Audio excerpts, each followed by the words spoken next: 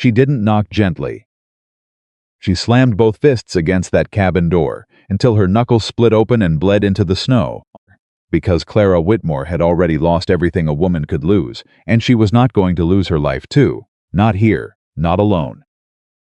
Not in the dark of these Colorado mountains, with the wind screaming like something that wanted her dead.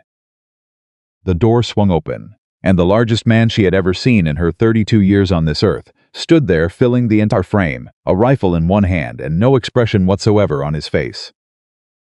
Clara looked up at him. Her dress was frozen stiff at the hem. Her lips were the color of a winter sky. She had not eaten in 2 days, had not slept in longer than that. And the last sound she remembered hearing before the silence of these mountains swallowed her whole was the sound of a gunshot, and then her husband's name, leaving her mouth in a scream that nobody answered. She did not cry. She was past crying. She straightened her spine, and she looked that mountain man directly in the eye, and she said, "I can cook. I can clean. I can mend anything you put in front of me. I only need a corner near your fire until spring comes. That's all I'm asking." The man said nothing. The wind said everything. And then he stepped aside. That was how it started. Not with kindness exactly, not with warmth, but with a door opening when every other door in the world had already closed. If you are watching this right now, I want you to stay with me until the very end of this story, because what happens inside that mountain cabin will surprise you in ways you are not expecting. Please subscribe to this channel if you haven't already, and drop a comment below telling me what city you're watching from. I want to see how far this story has traveled. Now let's go back to Clara Whitmore, a woman who had nothing left, and a mountain man who believed he deserved nothing at all. The morning Clara Whitmore became a widow was not dramatic in the way she always imagined tragedy would be. There was no warning, no dark sky rolling in, no animal that went silent in the way people say animals do before something terrible arrives. The sun was actually coming up beautiful that morning, painting the ridgeline above their homestead in shades of amber and gold. And Clara had been standing at the window of their small kitchen, thinking that maybe the worst of their troubles were behind them. Thomas had been optimistic at breakfast. That was the word she kept returning to in the days afterward. Optimistic. He had eaten his eggs and his bread, and he had reached across the table and covered her hand with his and said, "Clara, I believe we're going to be all right." His eyes were steady when he said it. Thomas Whitmore had steady eyes. That was one of the first things she had loved about him, 12 years earlier, when he came to ask her father for permission to court her. Those calm, steady, brown eyes that made a person feel like whatever storm was coming, he had already looked it in the face and decided it wasn't going to win. She had believed him. She had believed him every single time he said it. That morning she believed him too. 20 minutes later she heard the riders. She heard them before she saw them, the thunder of hooves on frozen ground, too many horses moving too fast, and something in her chest went cold before her mind had even caught up to what was happening. She moved to the window and she counted 3 men, then 4, then 5 riding hard across the lower pasture, and she saw Thomas walk out onto the porch with his hands raised in a gesture of peace. She heard voices but couldn't make out the words through the glass and the wind. She saw Thomas shake his head once, then again. She saw him point back toward the house, toward her, and she understood he was telling them his wife was inside, whatever that was supposed to mean to men like these. It didn't mean anything. She heard the argument escalate even through the walls. She was already moving toward the door when the shot rang out. She remembered her hand on the door handle. She remembered pulling it open. She remembered the cold air hitting her face. She remembered Thomas already down. The men were gone by the time she reached him. They had not even bothered to stay. That was what haunted her most in the days that followed, not their cruelty, because she had known cruelty existed in the world, but their indifference. They had ridden off like they had merely completed a transaction. Like Thomas Whitmore was nothing more than a line crossed off a list. She held him until she understood holding him would not help. She sat with him until the sun finished rising and started falling again. Then she stood up, because that was the only direction left. The men who came for Thomas Whitmore had come for the land. She understood that much. 3 months earlier, A surveyor had appeared claiming the homestead deed was invalid, that the original filing had errors, that the property had been claimed by a land company out of Denver, whose name she had never heard, and whose papers she had immediately recognized as wrong. The measurements were off. The acreage numbers didn't match their original grant. But surveyors' papers, even wrong ones, carried weight in Colorado territory in 1,883. And Thomas had spent everything they had trying to fight it through the proper channels. He had written letters. He had traveled twice to the county seat. He had hired the only lawyer willing to take the case, a young man named Aldrich who had ultimately told them, quietly and apologetically, that someone with significant money and significant power was behind the claim, and that fighting it further was going to put Thomas in danger. Thomas had refused to abandon what was theirs, and so they had come to take it from him the direct way. Clara buried him herself in the frozen ground behind the barn, because there was nobody else to do it and she was not going to leave him to the elements while she went to find help. She used the pickaxe from the tool shed, and she worked until her hands were raw and her back was screaming, and the hole was deep enough that she could look her husband in the face and tell him she had done right by him. She said everything she needed to say. Then she walked back into the house and she packed what she could carry in a single bag and she walked out the front door without looking back. Because looking back was not going to bring Thomas home. And staying was going to get her killed. She had a general sense of direction north and east, toward the higher settlements, away from the land company men, who would not hesitate to finish what they'd started if they found a widow living alone on property they had decided was theirs. She had $17 sewn into the hem of her skirt, a skill she had learned from her mother who had learned it from hers, and she had the hard knowledge that $17 was not going to last long anywhere, not in 1,883. Not in Colorado territory, not for a woman alone. She walked for most of the first day without stopping except to drink from a creek that cut across the trail. The second day, the trail disappeared under snow. The third day, the snow came down harder, and the temperature dropped to something that went past cold into a territory that felt personal, like the weather itself had made a decision about her. She kept moving because stopping meant dying. She thought about Thomas. She thought about the surveyor's papers and the measurements that were wrong. She thought about the lawyer Aldrich and what he had said about money and power and the kind of men who used both to take what wasn't theirs. She thought about all of it because thinking was the only thing keeping her feet moving. On the afternoon of the third day, when the light was failing and the cold had moved from her extremities into something closer to the center of her, she smelled wood smoke. It was the most significant smell of her entire life. She followed it through the trees, through a landscape that had stopped looking like anything she recognized, following the smell of wood smoke with the single-minded determination of a woman who understood precisely what was at stake. She stumbled twice. She caught herself both times. She was not going to fall down in this forest. She had promised herself that much. The cabin appeared through the trees like something that had grown there, low and dark against the snow, solid in a way that suggested it had been standing for a long time, and intended to stand for a good deal longer. Light leaked from around the edges of a shutter on the front window. Smoke rose steady from the chimney. She walked to the door. She knocked. Nothing. She knocked again, louder. And when that produced nothing either, she made a decision. And she raised both fists and she hit that door with everything she had left, which was not much.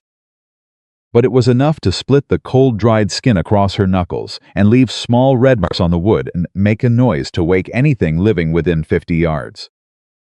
The door opened. The man standing in the frame was enormous, which was the first thing she registered, not tall in the merely impressive way, but large in a way that suggested the mountains themselves had had some input in the construction. He had a dark beard that had not been tended in some time, dark eyes that were completely unreadable, and a rifle in his right hand that he had not bothered to point at her, but had also not bothered to put away. He looked at her. She looked at him. "I am not asking for charity," Clara said. Her voice came out steadier than she expected. "I have skills. I can cook and I can clean and I can mend anything that needs mending. I need a corner near a fire until spring, that is all." The man's expression did not change. "You alone?" he said. "Yes. How long you been out there?" "3 days." He looked past her into the dark trees, like he was checking her answer against some private knowledge of what 3 days in these mountains actually did to a person. Then he looked back at her. "Come in," he said. He stepped aside. Clara walked through the door. The warmth of the cabin hit her like something solid, like running into a wall made of heat. And for one terrible moment her legs threatened to stop working. But she gritted her teeth and she kept herself upright because she was not going to collapse in this stranger's cabin, not in the first 30 seconds, not before she had even established herself as someone worth keeping around. The inside of the cabin was sparse and functional, the way a man lives when he has organized his life around necessity and nothing else. A single large room with a stone fireplace taking up most of one wall, a heavy plank table, 2 chairs, shelves crowded with supplies, a narrow bed built into the far wall, animal hides stacked in one corner. It smelled of wood smoke and leather and the particular smell of a space that has been occupied by one person for a very long time. A dog raised its head from beside the fire, an old hound, reddish-brown and gray around the muzzle, with the expression of an animal that had seen a great deal and formed strong opinions about most of it. It looked at Clara, appeared to make a judgment, and put its head back down. "Sit," the man said, pulling one of the chairs closer to the fire. Clara sat. She did not say thank you. She had offered a fair exchange, and he had accepted it. Thank you was for charity. He put the rifle back in its place near the door with the careful habit of a man who has handled firearms all his life, then moved to the fire and added a log without any particular ceremony. He filled a tin cup from a pot hanging over the flame and set it in front of her. She wrapped both hands around it and felt the warmth travel up through her palms and begin very slowly the process of turning her back into a person. "Ethan Blackwood," he said. It was not quite an introduction. It sounded more like a statement of fact, delivered for her information without any expectation of a particular response. "Clara Whitmore," she said. He sat in the other chair and looked at her in that direct, evaluating way, and she looked back at him with the same directness, because she had nothing left to be cautious about and no energy to spend on social performance. "Where you coming from?" he said. "South we had a homestead. Below the ridge about 3 days' walk. My husband was killed 3 days ago." She said it plainly. The plain saying of it was the only way she had found to say it at all, because anything else invited a collapse she couldn't afford. Ethan Blackwood's expression did not change exactly, but something behind his eyes shifted in a way she couldn't read.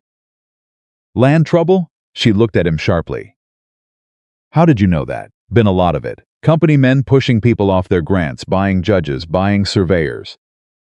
Man alone on a homestead say no to them, they send riders." He paused.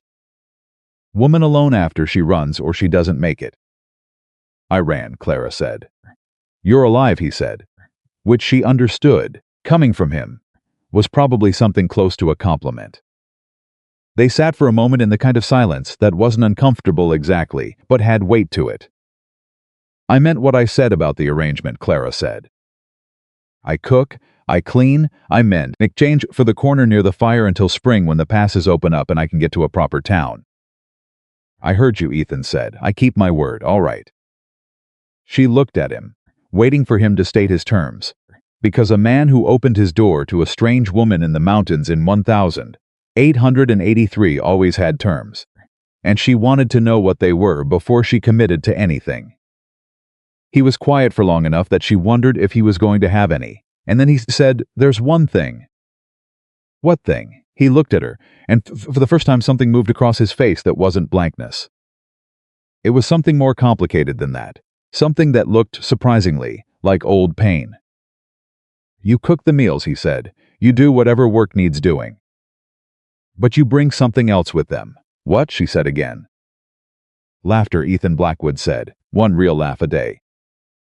"That's the deal." Clara stared at him. Of all the things she had been prepared for, of all the conditions and arrangements and demands she had steeled herself to hear, she had not been prepared for that. "You're serious," she said. "I don't make jokes," he said, which she was beginning to believe. "I buried my husband 3 days ago," she said. And her voice did something she hadn't given it permission to do. It frayed slightly at the edges. Just slightly. I have not. I cannot. She straightened. I don't know if I can give you that. I know, he said. Then why? Because, Ethan said, and he looked into the fire instead of at her. I've seen what happens when a person stops laughing. I've seen it take a woman apart one winter at a time. I've seen it take a man. He paused. I'm not going to watch it happen to somebody sitting in my cabin. Clara was quiet for a long time. The fire crackled. The old dog huffed in its sleep. That is the strangest condition I have ever heard, she said finally. The corner of Ethan Blackwood's mouth moved. It wasn't quite a smile. But it was something. Deal or no deal, Mrs. Whitmore, he said. She thought about the cold outside. She thought about $17. She thought about the writers and the company men and the judge, who had probably already signed whatever paper they'd put in front of him. She thought about Thomas, who had had steady eyes and who had told her that morning that everything was going to be all right. Deal, she said. She did not know, that night, sitting in a stranger's chair in a stranger's cabin with her frozen fingers wrapped around a tin cup of hot coffee, that she had just made the most important agreement of her entire life. She did not know that the man across from her, this enormous, silent, hard-edged mountain man who asked for nothing but laughter, was carrying a secret that connected directly to the worst day of her life. She did not know that the land company men who had taken everything from her had a name she hadn't heard yet, and that somewhere in this cabin, hidden from sight, was evidence that could either save her or destroy what little she had left. She only knew that she was warm, and that warmth right now was enough. The first morning in the cabin, Clara woke before dawn. Old habit from the homestead, from years of rising early to get the stove going before Thomas was up, to have the coffee hot and the bread started because Thomas worked hard and he deserved to begin his day with something warm. She lay still for a moment in the dark, in the narrow cot Ethan had set up for her near the fire. And she listened to the sound of a mount at the wind, the settling of the structure, the old dog breathing, and she felt the particular, hollow ache of a person who wakes up in a world where everything familiar has been removed. She got up, because lying there with the ache was not going to get breakfast made. She moved quietly in the dark, finding the supplies by feel and by the small amount of firelight, and she began. She had always thought well while cooking, always found that the simple sequential logic of putting a meal together, this first, then that, heat this, add that, gave her mind a structure to hang itself on when everything else felt chaotic. She found dried beans and salt pork in a good iron pot, and she found wild dried herbs in a bundle near the chimney, and she began building something that would be ready by the time Ethan woke. He came out of the back room about an hour later, fully dressed, which she noted. He moved into the main room with the economical quietness of someone long accustomed to moving through space without disturbing it, and he stopped when he smelled the pot. He didn't say anything. He sat at the table. She set a bowl in front of him. He picked up the spoon. He ate. She good, he said.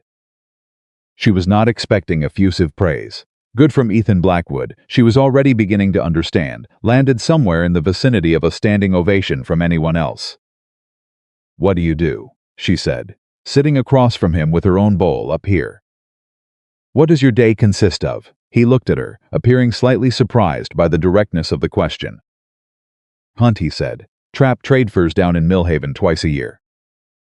Keep the trail clear. Keep the trail clear for who? Settlers that come through. Families mostly heading further west. Sometimes they get lost. Trail markers get knocked down in storms. She looked at him. You go out and fix the markers. When they need it. Do the settlers know you do that? No. She ate a few bites and considered him, this enormous silent man who fixed trail markers in secret for strangers passing through. You live up here alone, yes, by choice. Something moved across his face again, that thing she couldn't quite read. Yes, he said after a pause that was slightly too long. She did not push it. She had her own silences she wasn't ready to explain.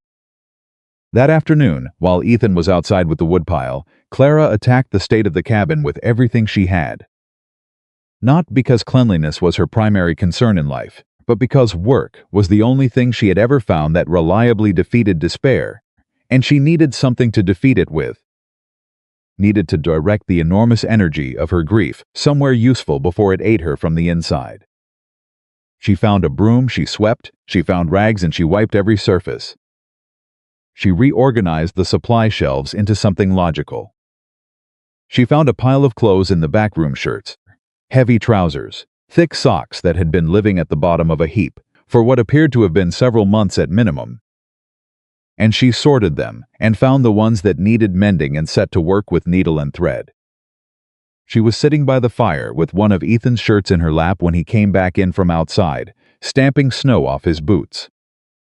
He stopped when he saw the state of the room. He looked at the swept floor. He looked at the sorted shelves. He looked at the shirt in her hands. "You didn't have to do all that," he said. "I told you I would," she said. "I keep my word." He was quiet for a moment. "Then I have a spare pair of trousers that need a patch at the knee." "Bring them out," she said. She mended them. He sat at the table across from her, and to her mild surprise, he did not go back outside. He sat there, with what appeared to be some kind of work involving rope and metal hardware, and they occupied the same room in silence, and it was not a terrible silence. It was not comfortable exactly, but it was functional, which was more than she had expected. 3 days passed, a week. She cooked everything she could make from what the cabin offered, and what the cabin offered was more than she expected, because Ethan Blackwood was a careful, methodical man who kept a well-stocked pantry for the logic of mountain winters. And he knew where to find things in the forest that Clara had never thought to look for. He showed her, without being asked and without much commentary, where the winter berries survived under the snow, how to identify the bark that could be boiled for a broth that had actual nutrition in it, which of the dried herbs were medicinal and which were culinary, and how the line between the two was less clear than most people thought. She listened, she learned, she cooked, she did not laugh. Not that she wasn't grateful, not that the cabin wasn't warm. But gratitude and warmth did not reach the particular cold place inside her where the laughter was supposed to live, and every evening when she lay down in the cot near the fire, she thought about the condition she had agreed to and felt the familiar weight of something she had promised that she wasn't sure she could deliver.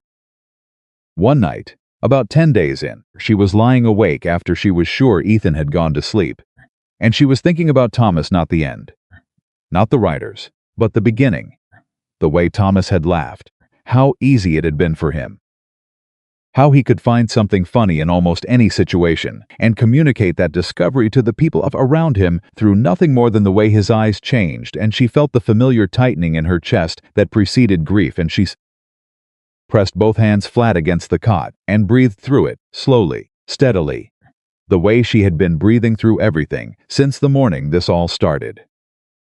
From the back room she heard a sound, low, almost indistinct. But there, she lay still and listened. It came again, not words exactly, but sounds that had the shape of words, the particular cadence of someone speaking in sleep. She heard what might have been a name. She heard what was unmistakably a sound of distress. Ethan Blackwood was having a nightmare. She lay there and listened to the sounds of it. And she thought about a man who had chosen to live alone in the mountains rather than among people. And she thought about the silences in his answers that were just slightly too long. And she thought about the way he fixed trail markers for strangers without telling them. In the morning, he came out of the back room, looking exactly as he always did, composed, self-contained, nothing written on his face that he hadn't put there deliberately. He gave no indication that the night had been anything other than unremarkable. She did not mention it, but she thought about it. She began watching him more carefully. Not with suspicion, with something more like the careful attention of a person who has realized there is more to a story than the first chapter suggests. She watched how he interacted with the dog Bear, who was old enough and fond enough of him to simply drape himself across Ethan's feet whenever Ethan sat still long enough to allow it, and how Ethan always put one hand down and rested it on the dog's side without appearing to think about it, the gesture so automatic it had become part of how he existed in a room. She watched how, twice in the second week, when the snow let up enough to see down the mountain trail, Ethan stood at the window for a long time, looking at something she couldn't see. "There's a family," he said one of those times, when she'd come to stand beside him, following his sightline. Settler family, wintering in a half-built structure about 2 miles down. Husband, wife, 3 small children. You've been to see them? No, they don't know I'm here. She looked at him. But you've been making sure they're all right. He didn't answer, which was its own answer. She looked back out the window. That's what you do, she said. That's what you actually do up here. I trap and hunt, he said. And watch over people who don't know they're being watched over, she said. And fix trail markers and leave supplies. He looked at her. Don't make it into something, he said. I'm not making it into anything, she said. I'm just seeing it clearly. He made a sound that was not quite dismissive.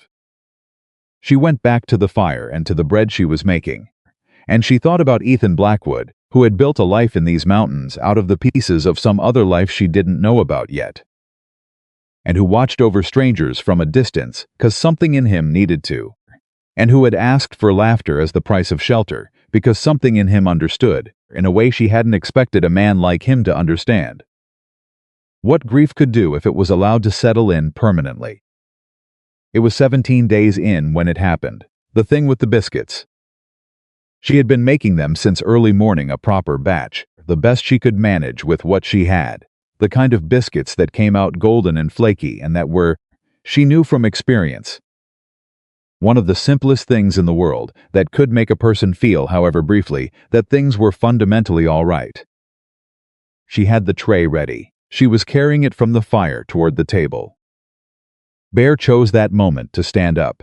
He stood up directly in her path, the way old dogs do when they have decided that whatever they are about to do is of sufficient importance to override any awareness of their surroundings.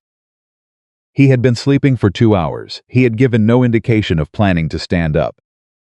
He simply stood up, and Clara, who had not been expecting an old hound to materialize between her feet, stepped sideways in surprise, and the tray went sideways with her, and 7 perfectly golden biscuits launched into the air and descended directly onto Bear.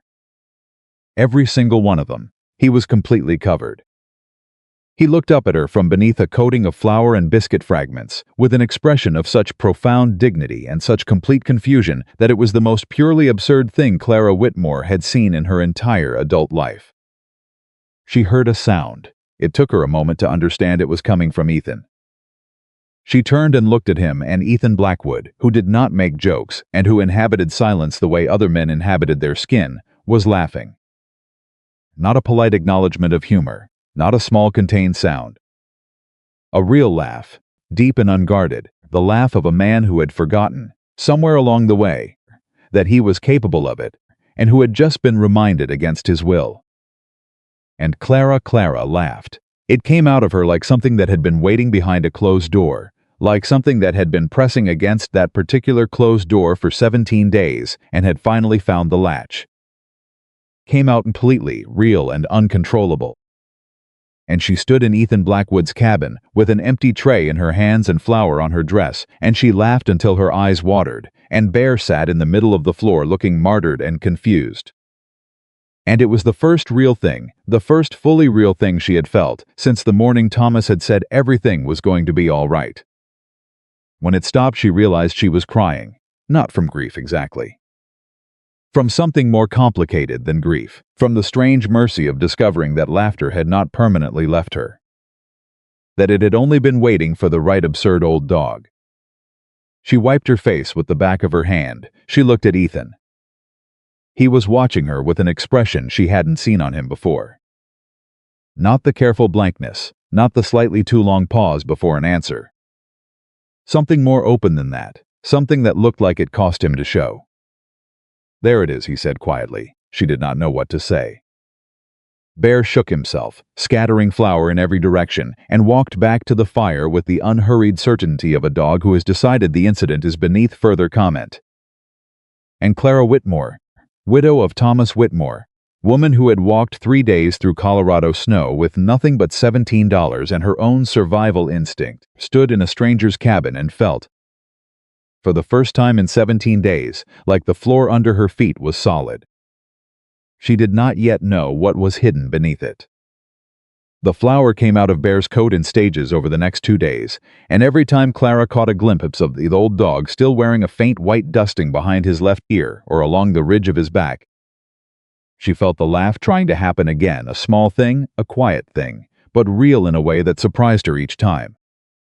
She did not tell Ethan this, but she thought he noticed anyway.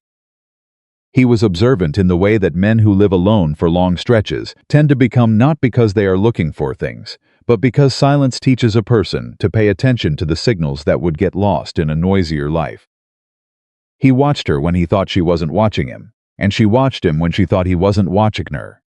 And they were both, she suspected, far more aware of each other than either of them had yet admitted to anyone, including themselves. The days settled into a pattern. Clara cooked before dawn, used the early morning hours for the mending and organization that kept the cabin functional, and spent the middle part of the day learning the rhythms of what it meant to sustain a life in these mountains. Ethan came and went without announcement or explanation, but he always came back. And he always acknowledged whatever she had made for the noon meal with that same economy of response that she had stopped reading as coldness and started reading as simply the way he communicated directly. Without embellishment, without social performance. If the food was good, he said good. If it was very good, he said nothing at all and had a second helping, and she had learned to read the second helping as the highest compliment in his particular vocabulary. What she had not expected was how much she would begin looking forward to the evenings. After supper, Ethan had a habit of sitting by the fire with whatever work he was doing, the rope and hardware, the maintenance of his hunting equipment. Occasionally, the careful work of restitching a piece of leather gear that had taken damage in the field, and Clara had taken to sitting on the other side of the fire with whatever mending was waiting, and they talked. Not in the way people talk at social occasions, not filling silence with words for the sake of filling it, but in the way of two people who have independently decided that the other one might be worth talking to, and are cautiously testing that hypothesis one conversation at a time. She learned that he had grown up in Missouri, that his father had been a blacksmith, that he had come west at 19 for reasons he described as various and did not elaborate on, but that she understood, from the particular quality of his silence around the subject, had involved something he was not ready to revisit. She learned that he had been in these mountains for 11 years. That Bear was 14 years old and had been with him for all of them, found as a half-dead puppy in a deadfall trap that some trapper had left without checking. That he read this surprised her more than it should have, that he had a small collection of books in the back room that he had carried up the mountain on 3 separate supply trips, because he had decided they were worth the wait, and that his taste ran to history rather than fiction, because, as he explained without any trace of self-consciousness, he preferred to read about things that actually happened. Most fiction, he said one evening, not looking up from the leather he was working, asks you to believe things that aren't true. That's rather the point, Clara said. I've had enough trouble with things that aren't true, he said. She looked at him over her mending. He was still looking at his work, and she couldn't see his face clearly in the firelight, but something in the set of his shoulders had shifted slightly. In the way of someone who has said more than they intended and is deciding whether to pull it back. She did not press. She had enough of her own things that weren't ready to be said. But she thought about that sentence for a long time after he said it. I've had enough trouble with things that aren't true. It was the kind of sentence that came from somewhere specific. From an experience with a particular dishonesty or a particular person who had traded in untruths and left damage behind when they left. She recognized the specific gravity of it because she had her own sentences like that, sentences built around the specific experience of being misled and having to live with what that cost. A week after the biscuit incident, she finally laughed again on purpose. It was not as uncontrollable or as surprised as the first time. It was smaller, more deliberate, the kind of laugh that comes when you decide to stop fighting the impulse. Ethan had been describing, with his characteristic lack of decoration, an encounter earlier in the day with a bull elk that had apparently taken serious exception to Ethan's presence on a particular trail, and had made this exception known at length. And the way he told the story completely flat, completely without drama, as if describing the most unremarkable sequence of events imaginable was somehow funnier than any deliberate performance could have been. So he just stood there, Ethan said. Wouldn't move. I tried going around. He moved to block me. I went the other way. He went the other way, Clarissa said. Better part of an hour. He had opinions about that trail, Ethan said. She laughed. He looked at her over the fire, and that thing moved across his face again, that particular quality of expression that was not quite a smile, but lived in the neighborhood of one. Better, he said. Was that your strategy, she said. Tell me ridiculous hunting stories until I don't strategize, he said. You asked for laughter as a condition of room and board, she said. That sounds like strategy to me. He was quiet for a moment. Then it sounds like the truth. She looked at him. You really believe it, she said, that laughing is. I've watched grief kill people, he said. And he said it plainly, the same way he said everything. But there was something underneath the plainness that gave the words weight. I've watched it go in and hollow people out from the inside, slow until there's nothing left that can be reached. And the first thing that goes the first thing is the laugh. Before hope, before appetite, before the will to wake up in the morning. The laugh goes first. Clara was very still. You watched this happen to someone specific, she said. He looked at the fire. She waited. He didn't say who. And she didn't ask. Because some doors you don't open when they're on someone else's grief. But she filed the information away in the part of her mind that was slowly assembling the incomplete picture of Ethan Blackwood. And she thought about the nightmares she had heard from the back room, and she thought about 11 years alone in a mountain cabin. And she thought that whatever had brought him here had been something that had required this much distance from everything that came before. She understood distance. She understood the logic of putting mountains between yourself and a pain too large to carry in ordinary life. What she had not expected was to find someone who understood the same logic. The following morning she woke to sounds she did not recognize.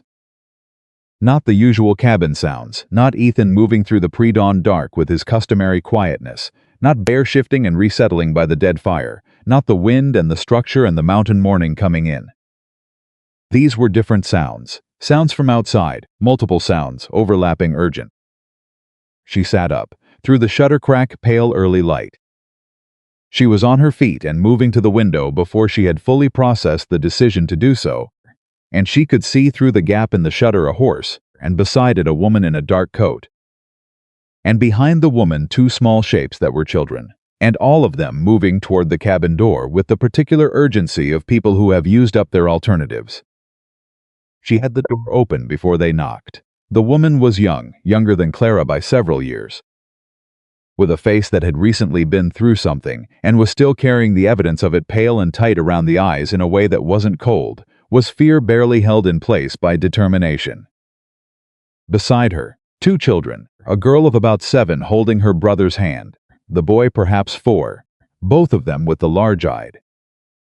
Silent seriousness of small people who have understood that the adults around them are frightened and have adjusted their behavior accordingly. I'm sorry, the woman said immediately, the words coming out fast, in the voice of someone who has rehearsed an apology and is delivering it before her nerve goes.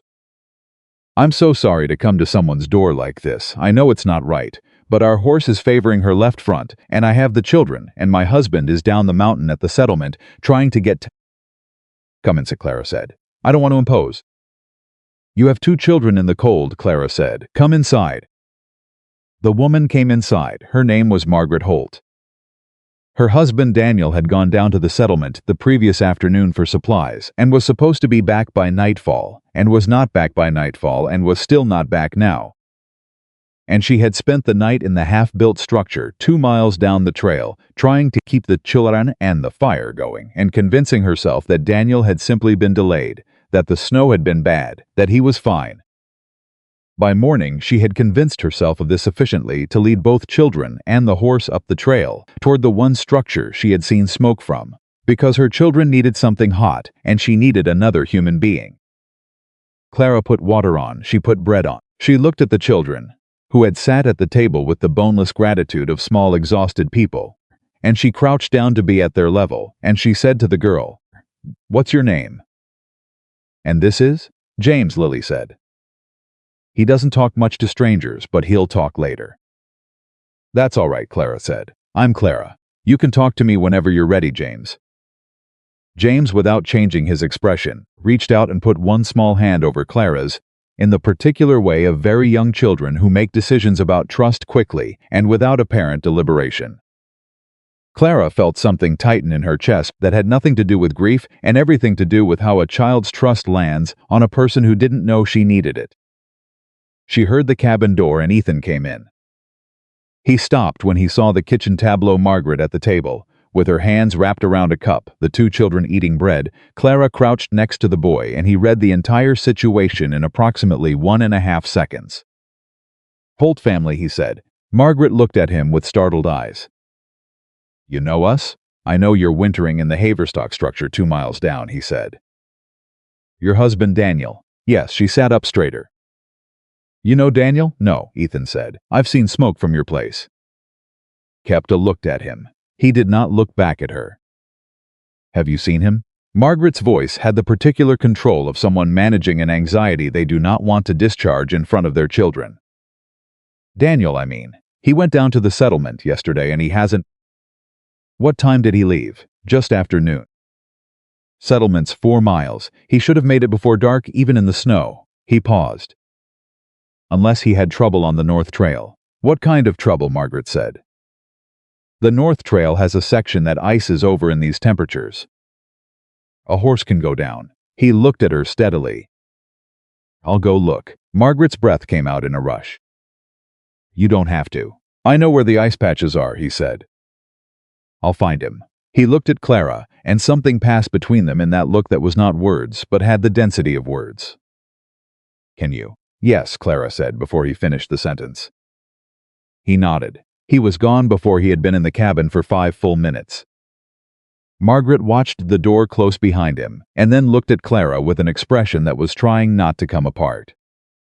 He'll find him, Clara said. You don't know that. He knows these mountains better than anyone alive, Clara said. If Daniel Holt is on that trail, Ethan Blackwood will find him. She said it with the certainty of someone who has had nearly 3 weeks to observe what Ethan Blackwood was capable of. And the certainty was real, not performance. And Margaret Holt looked at her and apparently found something in Clara's face that was credible, because some of the tightness around her eyes released. Who is he, the mountain man? Who is he? An honest man, Clara said. That's what matters right now. She kept the children occupied for the next 3 hours, bread and jam.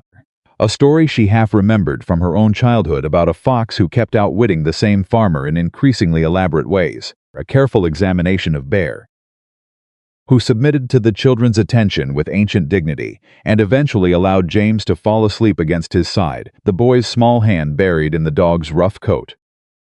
Margaret talked, Clara listened. She heard about the Holtz's journey from Ohio, about the land grant they were trying to establish, about the half-built structure that Daniel insisted would be ready before the worst of winter hit and that demonstrably had not been ready before the worst of winter hit. She heard about the neighbors they'd left behind, about Margaret's mother, who had cried the entire morning they loaded the wagon, about the particular loneliness of a landscape that was beautiful in a way that made no allowance for human feeling. Do you ever miss it? Margaret asked. Where you came from before? Clara thought about the homestead, about the kitchen window with the view of the ridge, and about Thomas at the breakfast table with his steady eyes. Every day, she said. Fret? I don't know yet, Clara said honestly. I haven't been away long enough to know. Margaret looked at her. You're not from around here, she said. I mean, you're not his wife, or... No, Clara said. I needed shelter. He offered it in exchange for cooking and keeping the cabin in order. That was, Clara said. And then, because she found she meant it more than she expected to, it was. Ethan came back in the late afternoon and he was not alone.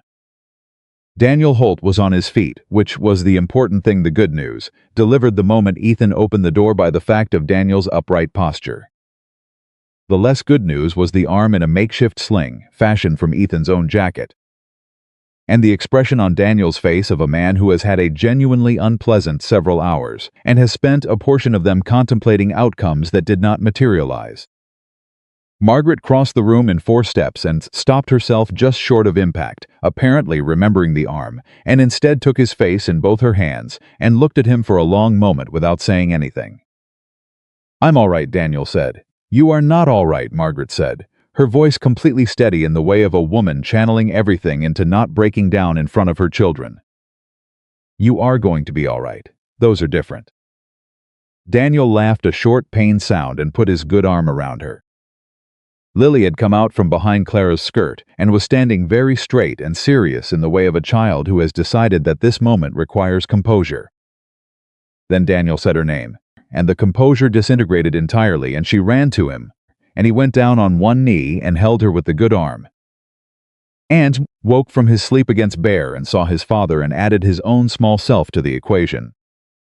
Clara looked away. Not because the sight was anything other than everything it should be, but because watching it was doing something to her that she didn't want to do in front of strangers. She looked up and found Ethan standing near the door, watching the same scene with the same careful expression he always wore, the contained, uninflected expression that was his default public face. But his eyes, when she caught them, were something else entirely. Something that made her understand, suddenly and completely, that this man's preference for solitude was not because he didn't feel things. It was because he felt them too much and had decided that distance was safer than proximity. Their eyes met. He looked away first. The Holts spent the night in the cabin. Clara insisted, and Ethan did not object, which she had come to understand was his version of agreement.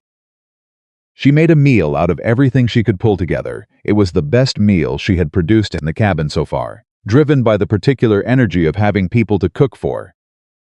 People who needed something good and warm and real, and they ate at the table crowded together. And the conversation was the kind that happens when strangers who have been through something together sit down with food and warmth around them. Easy and warm and punctuated by the children's particular brand of non sequitur that made the adults laugh in the spontaneous way that children produce without trying. Clara laughed 3 times that evening. She counted. She couldn't help counting, because each one felt like a discovery. She was still in the process of making the discovery that laughter was not a thing that had left her permanently. That it lived somewhere in her still, and could be coaxed back into the light by the right circumstances. After supper, while Daniel Holt was telling a story about the wagon journey from Ohio that was apparently both harrowing and, in retrospect, deeply ridiculous, Clara looked across the table at Ethan, who was sitting slightly back from the general conversation in the way he always sat in group settings, a little outside, a little watchful. He was listening to Daniel's story with the same attention he brought to most things. And his expression had the quality she was learning to read, the slightly loosened version of his usual containment that meant he was, in his particular way, comfortable. He caught her looking. She didn't look away. After a moment, neither did he. In the morning, the Holts left early, Daniel with his arm properly splinted now, the children fortified with hot food. Margaret pressing Clara's hands and saying things that Clara deflected with the brisk practicality of someone who was not accustomed to receiving gratitude and wasn't sure what to do with it. Ethan helped get their horse ready without being asked and checked the left front hoof, which had been the original trouble, and gave Daniel instructions about the section of trail to avoid on the way back that were detailed and specific, and entirely without the tone of a man showing off his knowledge. When they were gone, the cabin went back to its usual quiet. Clara washed up the breakfast things. Ethan sat at the table with a second cup of coffee, which was unusual. He was normally out the door by now. "You knew they were there," Clara said, not looking up from the washing. "For how long?" "Month," he said. "You've been watching over them for a month." "Watching the smoke," he said, to make sure it kept going. She set down the pot she was washing. "Ethan," she said. He looked at her. "Why did you come up here?" she said. "To these mountains 11 years ago. What happened?"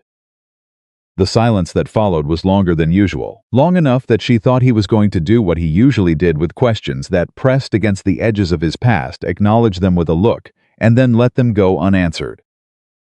But he didn't. "I had a family," he said. She turned to face him fully. "A wife," he said. "A daughter. We were in Missouri still. I was doing work I'm not proud of, work that paid well, and didn't ask questions, and that I told myself temporary that I'm going to stop when we had enough saved, when we were set up the right way. He looked at his cup. That's what men like me always tell ourselves, that it's temporary. She did not move, she did not speak. The men I worked with, he said. They weren't, it wasn't, the work had a way of escalating. What started as one kind of job became another kind of job. And I told myself I was different from them, that I had limits. That I would know when to stop. He paused. I was wrong about knowing when to stop. What happened, she said softly. There was a job. It went wrong. A man who wasn't supposed to be there was there. He was killed. He said it without looking up, his voice flat in the way of something recited so many times internally that the words have worn smooth. I didn't pull the trigger, but I was there. I was part of what made it possible. Clara was quiet. And your family, she said. When I realized what I'd become, what I'd been becoming for longer than I wanted to admit, I left. Not them, the work. But the men I'd worked with didn't take well to leaving. They came to Missouri looking for me. My wife knew before I did that they were coming. She sent our daughter to her sister's, and she waited for me to come home, and she told me to run. He stopped. Clara waited. She told me to run, he said again.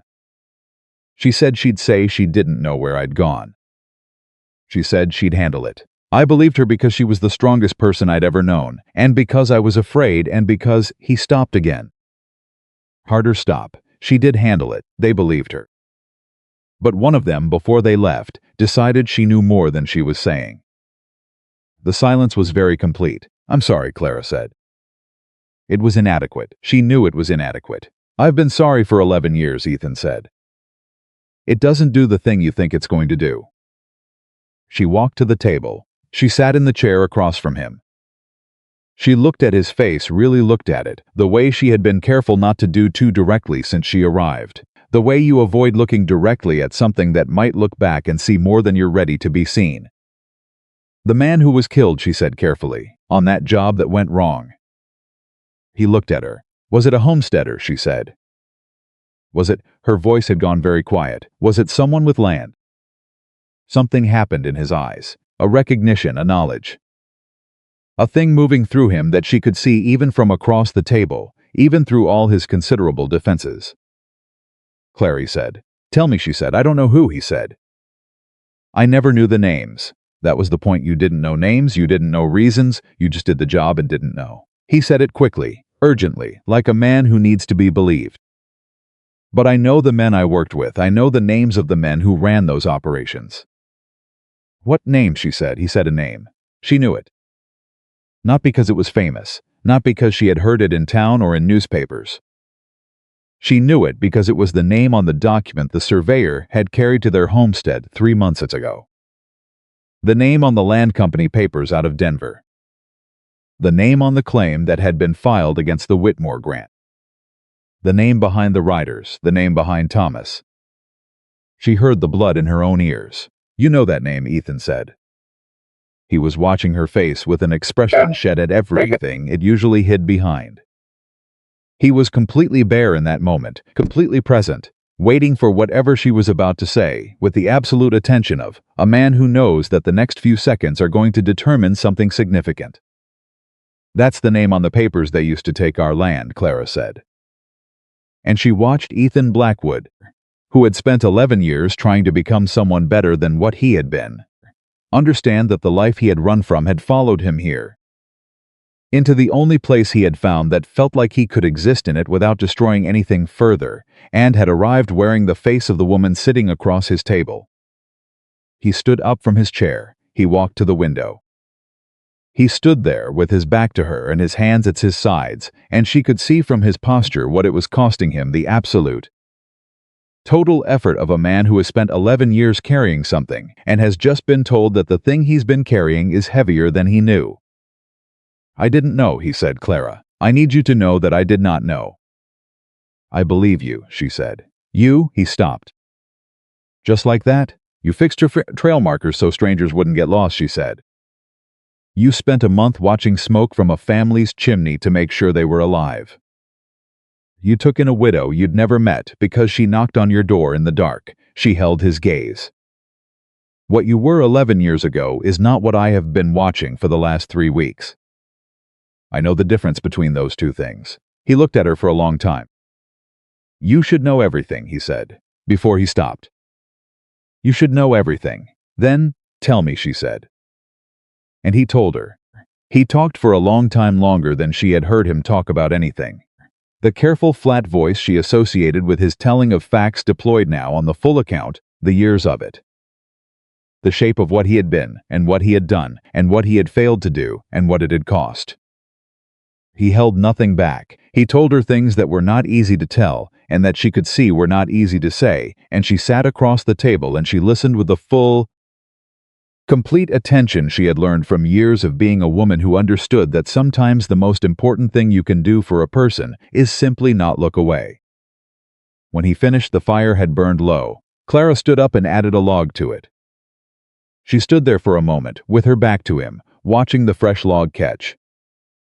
There are documents, she said, land company documents. Things that would connect the Denver operation to what happened on our homestead.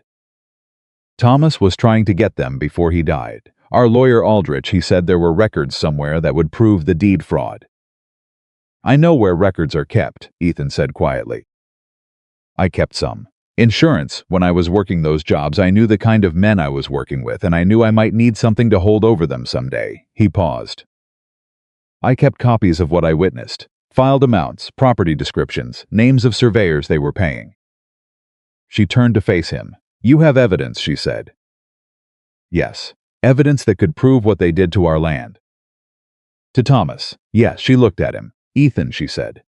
And her voice had changed, had picked up something harder and more focused than anything he had heard from her. Before, something that was not grief and not gratitude, but was closer to purpose. To the particular quality of a woman who has found the direction she needs to go. Where are those documents? He held her gaze for a long, steady moment. And then he crossed the room to the far corner of the cabin, and he moved the stack of hides that had been sitting there since the day Clara arrived, and he crouched down, and he pressed against a particular section of the cabin floor, and a panel gave way under his hands. And from beneath the floor of the mountain cabin, Ethan Blackwood lifted a flat tin box. He stood up, he held it out to her. She took it with both hands, the way you take something that is both what you have been searching for, and something you were not sure you wanted to find. The box was heavier than it looked. She already understood. Standing there in the firelight with the tin box in her hands, and the smell of wood smoke around her, bulldog breathing steadily in the corner, and the sound of the mountain outside doing what mountains do without reference to any human event. However significant, that nothing that happened next was going to be simple. She also understood, with a clarity that had been building for 3 weeks without her fully naming it until now, that she was not going to face whatever came next alone. She looked at Ethan. He was watching her with that bare, undefended expression, the one she had first seen after the biscuits and the flour and the first real laugh, the one that cost him something to show, the one that was the face under the mountain man's face. The one that belonged to someone who had spent a very long time believing he did not deserve to be looked at with anything other than judgment.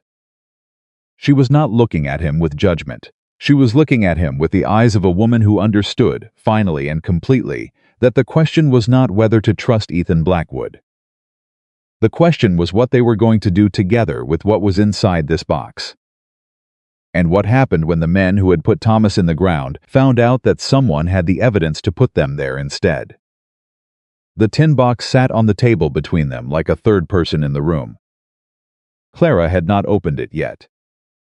She stood with her hands flat on the lid, and she breathed slow, deliberate, the way she had learned to breathe through the moments that required steadiness when everything inside her wanted to do something other than stand still.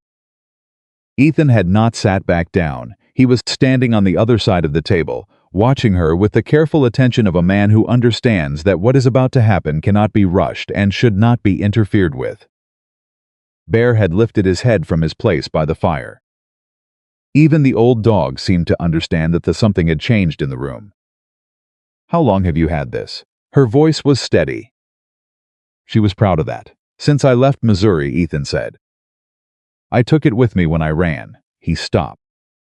I thought it might be useful someday. Protection. If they ever found me and I needed leverage, and they never found you. Not until now, he said. She looked up at him sharply. What does that mean? He pulled out the chair across from her and sat down. He laced his fingers together on the table and he looked at them, and she had the sense of assembling words from a pile of things he has been avoiding saying for a long time. 3 days before you arrived, he said, I saw a rider on the South Trail. Not a settler, not anyone passing through, a man who was moving the way men move when they're looking for something specific. He paused. I watched him for a while. He came as far as the tree line below the cabin, then turned back. And you didn't think this was important to mention, Clara said. I didn't know what it meant yet, Ethan. I know, he said. You let me walk into this cabin without telling me there might be someone watching it. I didn't know there was a connection. I didn't know who you were or where you'd come from or what had happened to you before you knocked on my door. I saw a rider and I noted it and I kept watch. He looked at her directly. I've been keeping watch every day since. She stared at him. She wanted to be angry. She had enough cause. But underneath the anger was something she couldn't ignore, the image of Ethan Blackwood, every morning since she arrived. Going out into the cold with his rifle and his careful attention and his mountain man's knowledge of this terrain, and keeping watch. Without telling her, without making her carry the weight of it. Protecting her from a threat he wasn't yet sure was real. In his particular way, without announcement or expectation of credit. The same way he fixed trail markers. The same way he watched smoke from a settler's chimney for a month. You should have told me, she said. Yes, he said. No argument, no explanation beyond what he had already given. She let out a long breath, then she opened the box. The documents inside were arranged with a care that surprised her, not the jumble she might have expected from something kept under a floorboard for 11 years, but organized, folded precisely. Each item separate from the others with the deliberate order of a man who understood that the value of information is destroyed if you can't find what you need when you need it. She could see, in the arrangement of these papers, a version of Ethan she hadn't met yet, a younger Ethan, one who had been thorough and methodical, in a context she didn't want to think about too directly. She unfolded the first document. Her eyes went to the heading. Western Territorial Land and Resource Acquisition Company. Denver, Colorado Territory, and below it a list of property parcels, numbers and measurements, and county designations, and beside each parcel what appeared to be payment records. Names and amounts, dates. Her eyes moved down the list. She found the entry with their survey number before she was ready to find it. Whitmore Grant, 640 acres. Mesa County filed claim, transferred, 0 paid. Deed invalidation pending. Rider authorization, and beside it a date. The date was 6 weeks ago, before Thomas died, before the surveyor came. This had been arranged, planned, 6 weeks before any of them had appeared at her door.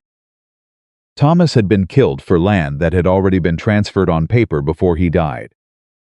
She set the document down very carefully. Clara, Ethan said. They filed the transfer before he died, she said. They had already decided. The surveyor, the deed invalidation, it was theater. It was already done. I know, Ethan said quietly. That's how they operated. The paperwork was always done first. The enforcement came after. Enforcement, she said. The word tasted like something she wanted to spit out. That's what they called it. She looked at the document again.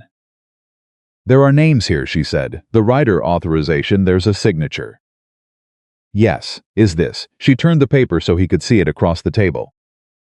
Is this the man who gave the order? Ethan looked at the signature. Something moved across his face. Not surprise, not horror. Something older than either of those things. That's Victor Kane, he said. The name landed in the room with a weight that was specific, not the weight of a name she recognized, but the weight of recognition in Ethan's voice, the particular quality of a name he had said before, probably many times. Probably in the dark of the back room, when she was lying in the cot, pretending not to hear him. You know him, she said. He ran the operation, Ethan said.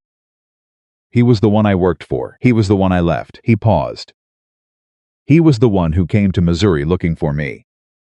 Clara was very still. Victor Kane gave the order that killed my husband, she said. Yes, and Victor Kane is the man who sent someone looking for you 3 days before I arrived. Ethan's eyes met hers. Yes, he said. The fire crackled. The mountain outside did not care about any of this. He's looking for the box, Clara said. He's been looking for it for 11 years, Ethan said. He knows I took documents when I left. He knew I had something that could be used against him. He never knew where I went. He looked at the box. Someone must have seen me, or tracked me from Millhaven. Or he stopped. It doesn't matter how. He knows now. How much time do we have, she said. I don't know. The rider who came 3 days ago didn't find the cabin, I made sure of that. But if Kane sent one man to look, he'll send more when that man reports back. He looked at her steadily. We need to move fast. Move the documents, she said. Move us, he said. The documents can't do anything sitting in a box under a mountain. She looked at him. You mean get them to someone who can use them? There's a federal marshal in Glenwood Springs, a man named Calloway. He's been trying to build a case against Kane's operation for 3 years. I know this because I was approached 2 years ago by one of his men, asking if I had anything useful. I said no. He paused. I said no because I wasn't ready. Another pause. I wasn't ready, but you're ready now, Clara said. He looked at her for a long moment. I don't have a choice now, he said. She understood what he meant. He meant that her presence had changed the calculation. She had arrived and changed the equation from one person's private guilt into something with consequences for someone else. And Ethan Blackwood, who fixed trail markers for strangers and watched settler families' chimneys for a month, was constitutionally unable to leave consequences on another person's account unaddressed. She should have felt something complicated about that. Instead, she felt something clear and focused and almost like relief. Glenwood Springs, she's how far? 4 days in good conditions. The passes are still open, barely. If we go south first and then east. Then we go, she said. Clara, these are dangerous men. If Kane has people look, my husband is dead, she said. My land is gone. I have $17 in the dress I arrived in. There is nothing left that they can take from me, Ethan. She held his gaze.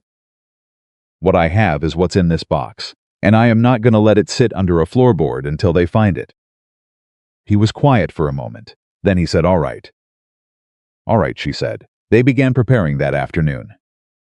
Ethan moved with the focused efficiency of a man who has packed for hard travel before.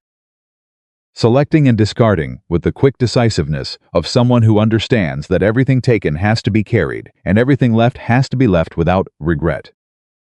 Clara packed the food supplies with the same logic, the most calorie-dense, the most portable. That required extensive preparation because they would not have time for extensive preparation.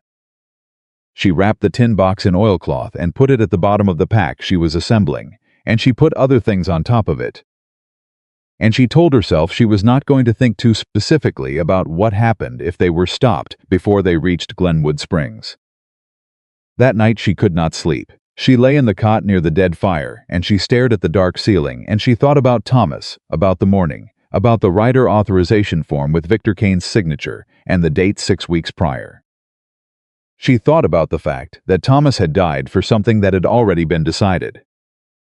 That his refusal to leave had been, in the minds of the men who sent the riders, simply an obstacle to be removed. Not a man, not a husband, not someone with steady eyes and a voice that made her feel like everything was going to be all right. An obstacle. The grief came in a wave, sudden and hard, the specific grief of understanding something new about a loss you thought you already understood completely. She pressed both hands flat against the cot. She breathed. From the back room silence, no nightmares tonight. She wondered if Ethan was also lying awake. She suspected he was. She was right. She heard his footsteps before he appeared in the doorway of the back room.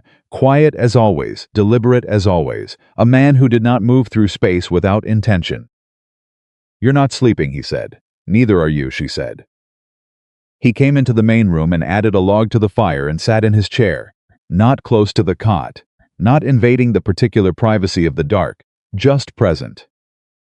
Bear relocated from the corner to his usual place at Ethan's feet without being asked.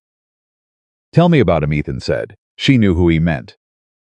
Thomas, she said. Yes. She was quiet for a moment, not deciding whether to answer, but deciding where to start, which was a different kind of pause, and one she thought Ethan, who was good at reading pauses, probably understood.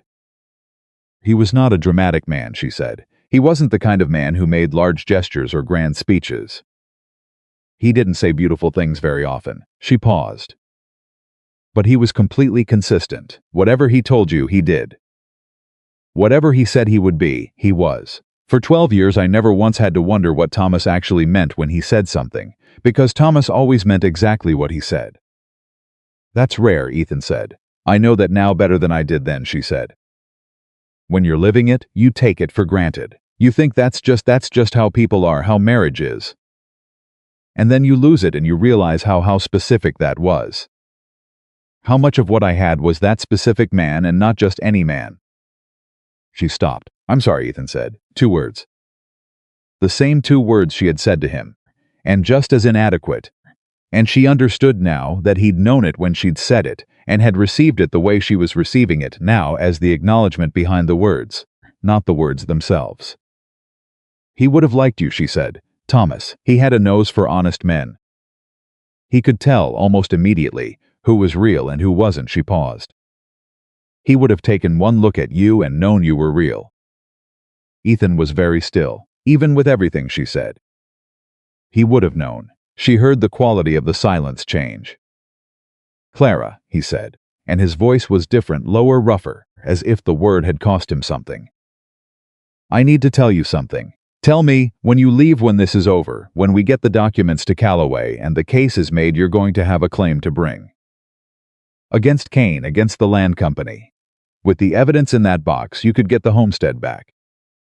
Or compensation, or both. He paused. A lawyer in Denver, the right kind, could build a case that would hold in federal court. She listened. I want you to know that's possible, he said.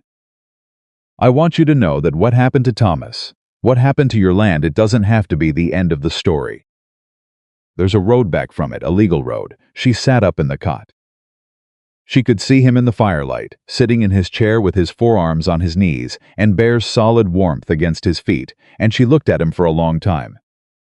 You looked all that up, she said. He did not deny it. When last fall I went to Millhaven for supplies. I talked to a man there, a retired clerk from the county office. He told me about the federal cases being built against land companies. About what the standards of evidence were. He looked at her steadily. I knew I had what was in that box. I knew it might matter to someone someday. I wanted to know what it could do. And you sat on it for 3 weeks without telling me, she said. I was waiting for the right moment, Ethan. I know, he said. I know. She shook her head, and she found, to her own mild surprise, that what she was feeling was not anger. It was something warmer than anger, something that lived on the other side of exasperation and had a quality she wasn't ready to name. You are the most infuriating, honest man I have ever met, she said. The corner of his mouth moved. Go to sleep, Clara, he said. You go to sleep, she said.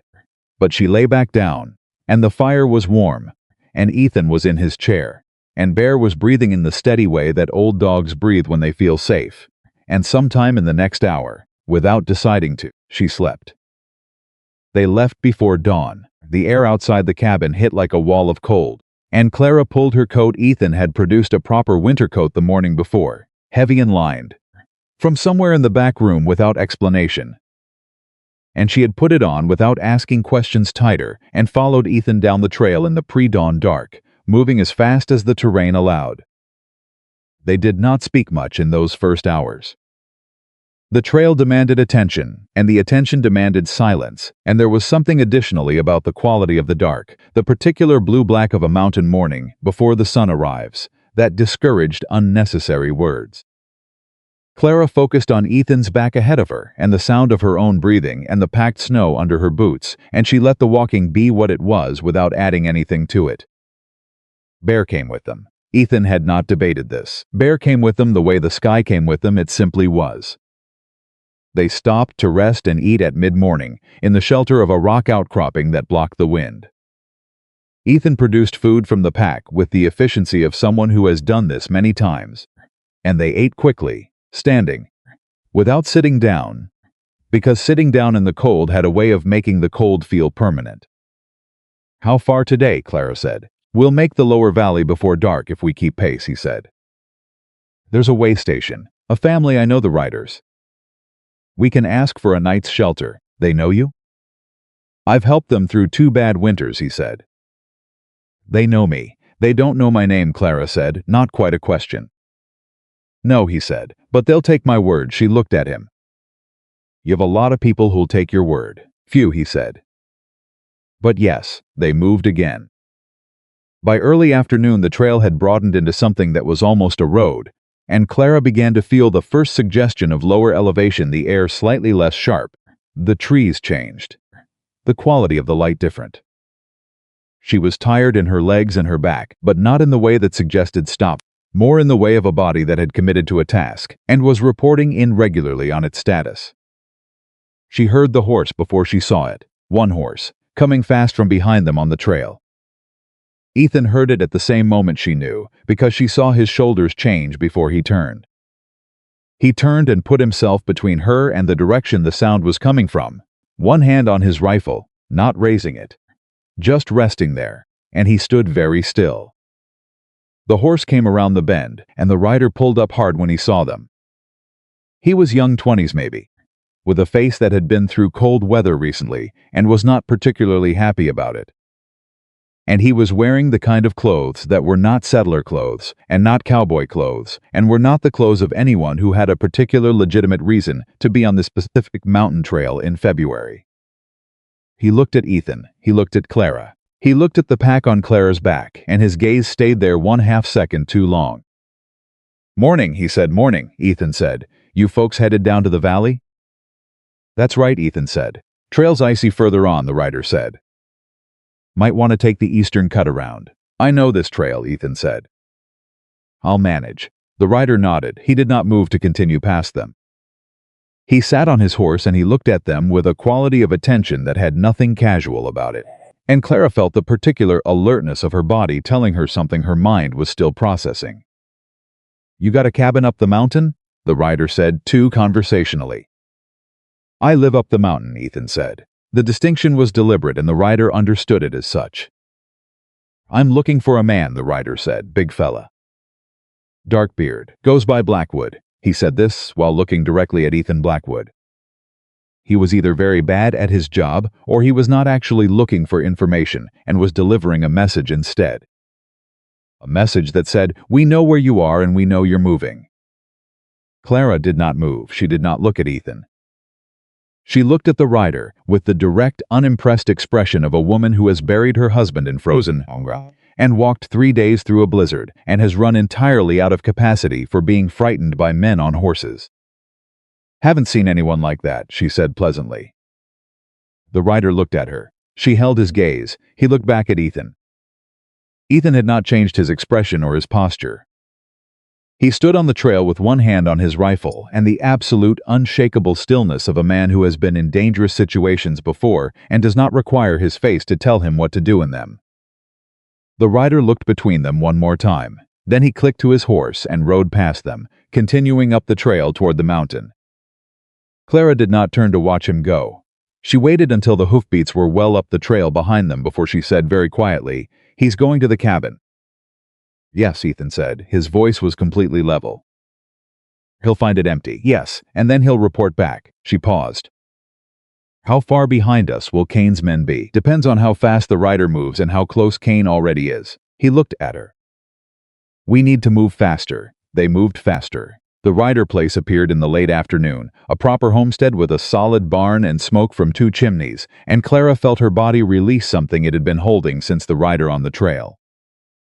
A man in a heavy coat came out from the barn when he heard them 50s, weathered, with the kind of face that has been making accurate judgments about strangers for decades. He looked at Ethan and his expression opened up. "Blackwood," he said. "Rider," Ethan said. "I'm sorry to come without notice. We need a night." The man named Ryder looked at Clara with an assessment that was not unfriendly, just thorough. "This is Clara Whitmore," Ethan said. "She's with me."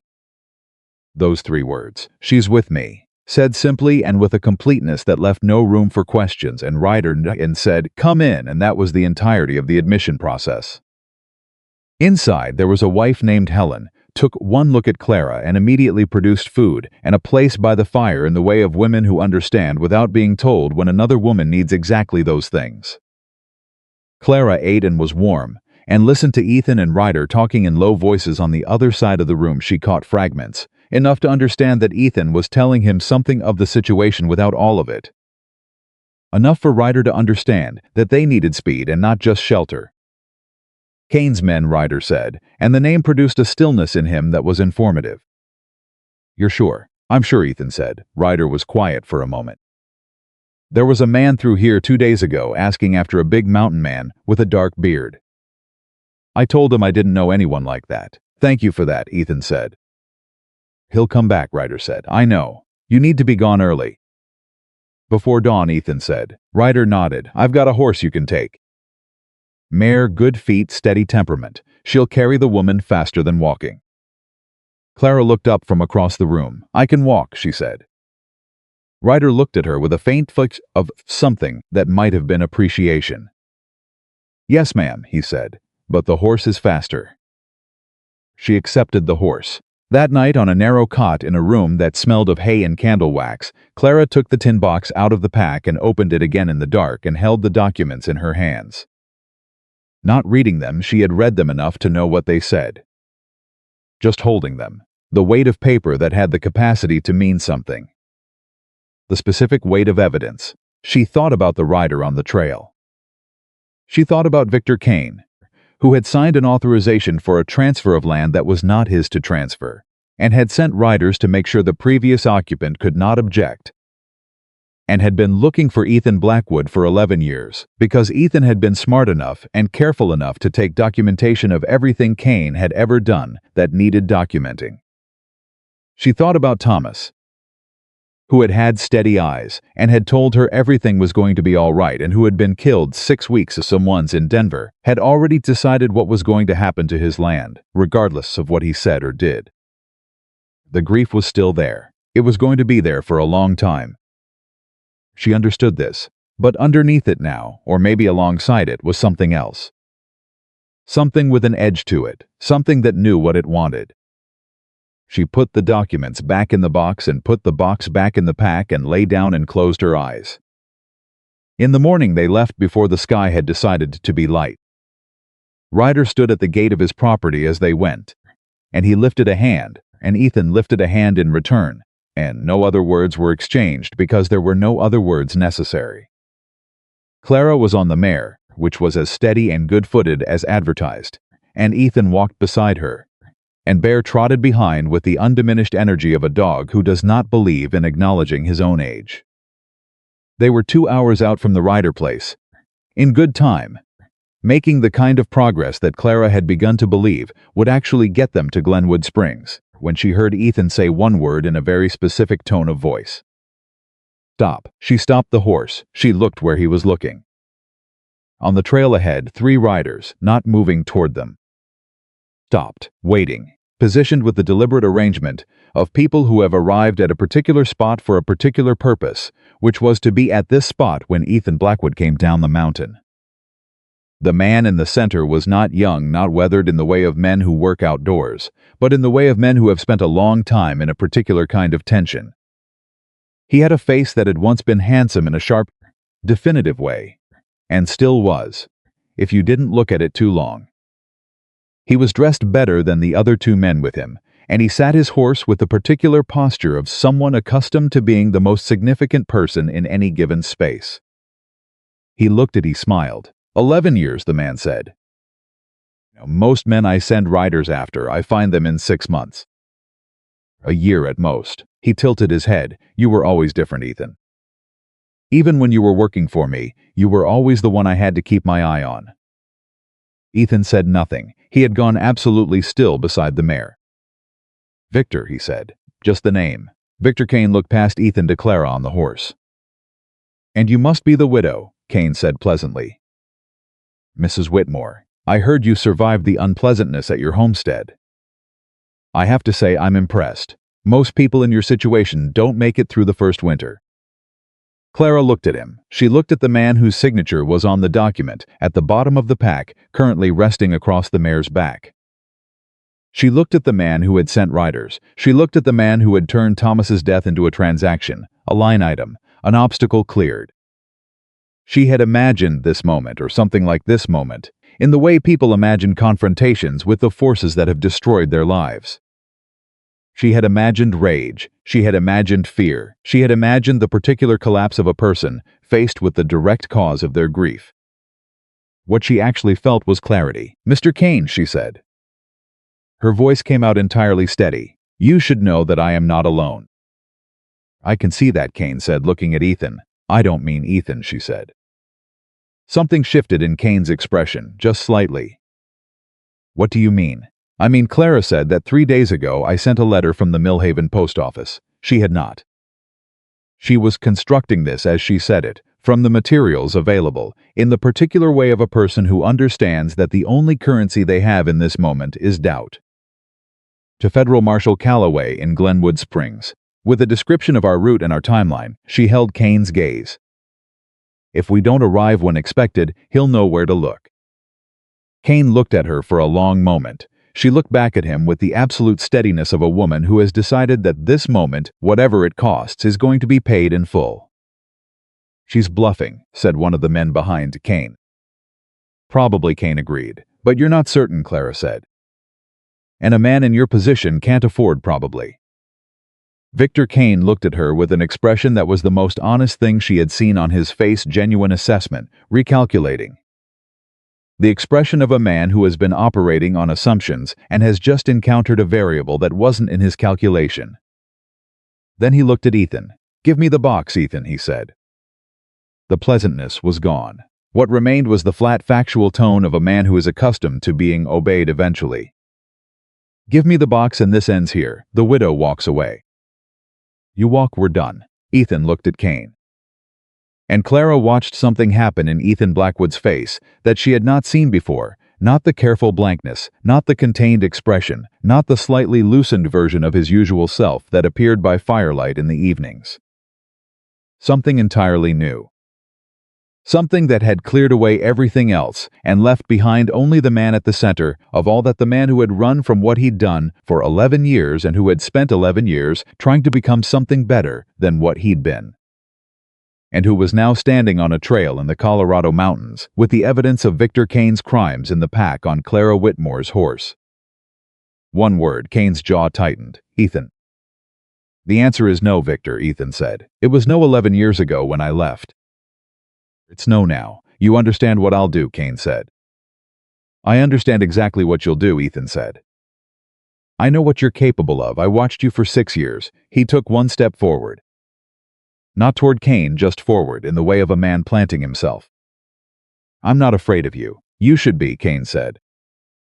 Maybe, Ethan said, but I'm done running. Clara had her hand on the pack.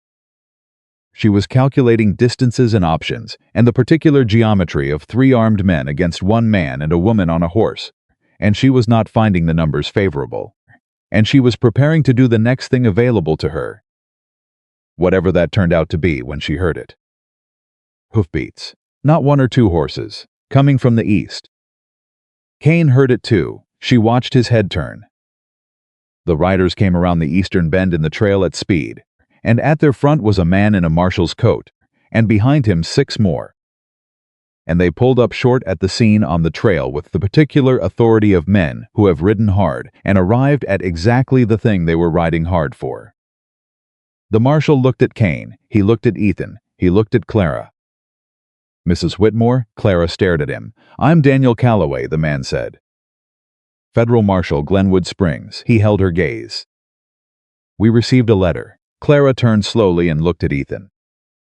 Ethan was looking straight ahead at Victor Kane, and his expression was the most complex thing she had ever seen on any human face, relief and guilt and grief and something that was beginning, just beginning, to look like the first light of something that might eventually become peace. But there was something else too, something she was going to need to understand before this was over. Something the marshal's arrival had interrupted but not resolved, something that lived in the look that had passed between Ethan and Kane. In the history between those two men that was longer and more complicated and more damaging than she had yet been told. The letter, she realized, had been real. Ethan had sent it. Before she arrived, before she had known about the box. Before any of this, he had sent a letter to Marshall Calloway containing enough to put the man on the trail, not everything, but enough. And he had said nothing about it to her, in the same way he had said nothing about the rider on the South Trail. In the same way he said nothing about the trail markers, or the settler family's chimney smoke, or the months of research in Millhaven about federal land fraud cases. She was still putting this together when Victor Kane, who had calculated his odds as the 6 Marshall's deputies fanned out across the trail, made the decision that she should have anticipated from a man like him: not surrender, not negotiation. He reached for his gun, and everything happened at once. The gunshot was not what she expected. Clara had braced, for it had felt the whole world contract in the half-second between Kane's hand moving toward his holster and the sound arriving, but the shot that rang out across the trail did not come from Kane's gun. It came from Ethan's, and it came so fast that Clara had not seen him draw, had not registered the motion at all. Only the result: Kane's pistol spinning out of his hand and into the snow. And Kane himself clutching his right hand against his chest with an expression of pure, unguarded shock that was the most honest thing he had shown since he'd appeared on the trail. Ethan had shot the gun out of his hand, not the gun. The deputies were moving before the echo finished. 2 of them were off their horses and had Kane's arms behind his back in the time it took Clara to understand that the immediate danger had passed. The other 2 men who had been riding with Kane had made the correct assessment of their situations, approximately 1 second after Kane drew, and had their hands raised before anyone asked them to. Marshall Calloway had not moved from his horse. He was looking at Ethan with an expression that was not quite admiration, more the expression of a man recalibrating his understanding of a situation he thought he had already calibrated. "That was a difficult shot," Calloway said. "Not particularly," Ethan said. He holstered his rifle with the same economy he did everything with. Kane was on his knees in the snow, not because the deputies had put him there, but because his legs had apparently made a decision independent of his dignity. He was still clutching his hand, and he was breathing in the fast, shallow way of someone managing pain. And he was looking at Ethan with an expression that had passed through shock and arrived somewhere in the territory of something Clara recognized.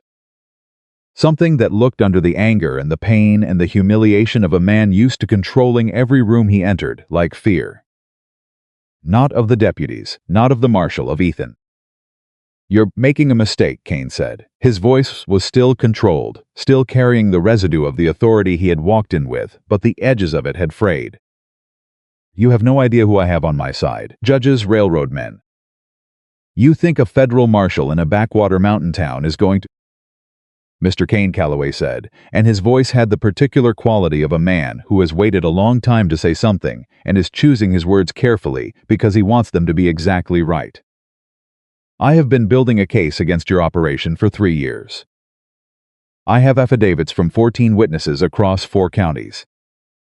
I have correspondence between your Denver office and 3 county surveyors who are currently cooperating with my investigation in exchange for reduced charges." He paused. "And now I have whatever is in that tin box that Mr.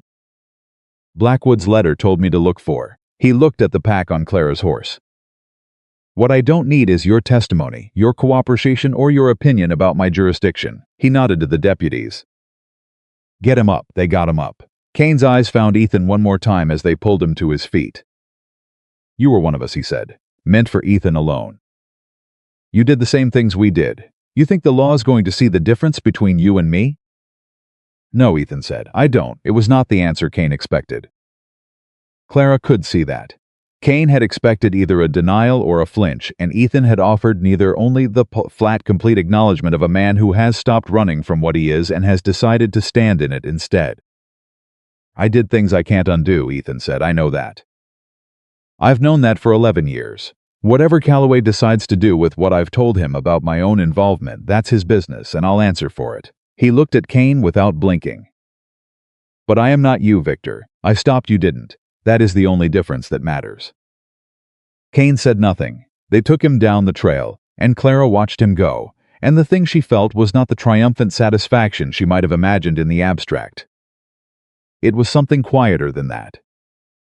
Something that had to do with Thomas, with the knowledge that the man who had signed the order was in custody, that the papers were in Calloway's hands, that the mechanism of justice, slow and imperfect as it was, had begun to move. It was not enough. It was never going to be enough. But it was what there was. Calloway came to stand beside Clara's horse. Up close, he was younger than she had expected from his bearing, on horseback, early 40s, with a direct, intelligent face, and the particular tiredness of someone who has been doing difficult work for a long time, without sufficient results. "Mrs. Whitmore," he said, "I'm sorry for what happened to your husband." "Thank you," she said. "The documents in that box, if they contain what Mr. Blackwood's letter indicated, you have a strong claim. Land fraud at this scale, with this level of documentation, is exactly what the Federal Land Act was written to ascribe." He looked at her steadily. "You could get the homestead back, or fair compensation." "Possibly both." She nodded. She had known this was possible. Ethan had told her, but hearing it from the marshal's mouth, official and direct, made it real in a different way. "And Ethan," she said. Calloway was quiet for a moment. "He disclosed his own involvement in his letter," he said. "He was thorough about it. I'll tell you honestly, Mrs. Whitmore, a man who comes forward, provides evidence of this quality, and discloses his own involvement rather than trading on the evidence for immunity, that's not nothing in a federal court. His cooperation over 11 years of distance doesn't hurt him either." He paused. "I can't promise you anything, but I can tell you that I am going to make the case for consideration as strongly as I know how." "Because he's useful to you," she said. "Because it's the right thing to do," Calloway said, and he said it with the directness of a man who means it. "But also, yes, because he's useful to me." She almost smiled. She looked for Ethan and found him standing at the edge of the trail, slightly apart from the deputies and the horses, and the general aftermath of everything. With Bear at his feet and his hands in his pockets, and his face turned slightly away from the activity, in the way of someone who is processing something too large to process in the middle of a crowd. She dismounted. She walked over to him. He heard her coming and turned, and for a moment they just looked at each other, the two of them, in the particular aftermath of something significant. When the adrenaline is still in the blood, but the danger has moved downstream, and there is suddenly room for all the things that had no room during the crisis. "You sent the letter," she said, "before I arrived." 3 weeks before you arrived," he said. "I had decided." "I had been deciding for a long time. The rider I saw on the South Trail," he paused. "It wasn't the first sign that Kane was getting closer. Over the winter I had seen 2 riders I didn't recognize on the mountain trails. I knew it was coming, and I decided that if it was coming, I was going to choose what I did when it arrived rather than wait for it to make the choice for me." "You were going to go to Calloway yourself," she said. "Before I came. I was going to make the journey in the spring, when the pass is cleared fully," he said. "Take the box, turn it over, tell them everything I knew about Kane's operation and everything I knew about my own involvement." He looked at her. "And then see what happened. And when I arrived," she said. "When you arrived," he said, "and told me your husband's name." He stopped. The muscle in his jaw worked. "When I understood who you were and what had happened, and that the thing I had been carrying for 11 years was connected to what had been done to you, I knew I couldn't wait until spring." Clara was quiet for a moment. "You could have told me," she said. "About your plan." "I know," he said. "Why didn't you?" He looked at her. "Because I didn't want you to feel like you owed me something," he said. "Because what I was doing, going to Calloway, turning over the evidence, I was doing that because it was right. Not because you were there, not to earn anything from you." He paused. "You had already given me more than I deserved just by—" He stopped again. The long pause. "By being in that cabin, by laughing. By looking at me the way you look at me." Clara stared at him. "Ethan," she said. "I know," he said, and his voice had gone rough in the way it went rough when he said things that cost him. "I know what I am. I know what I was. I know there's no version of this where I get to stand in front of you and say that everything I did can be made right, because it can't. Thomas Whitmore cannot be made right. What happened to you cannot be made right." He held her gaze with the absolute steadiness she associated with him at his most truthful.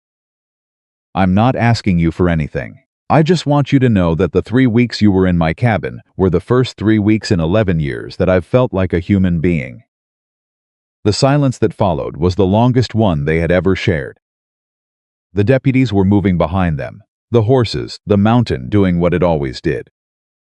"Ethan," she said finally, he waited. "You are the most difficult man to be angry with," she said.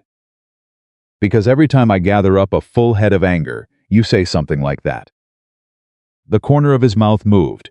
"I can try to say something worse if it helps." It would help, she said, but she was not angry. She was so far from angry that the word seemed like it belonged to a different conversation entirely. They rode into Glenwood Springs the following afternoon.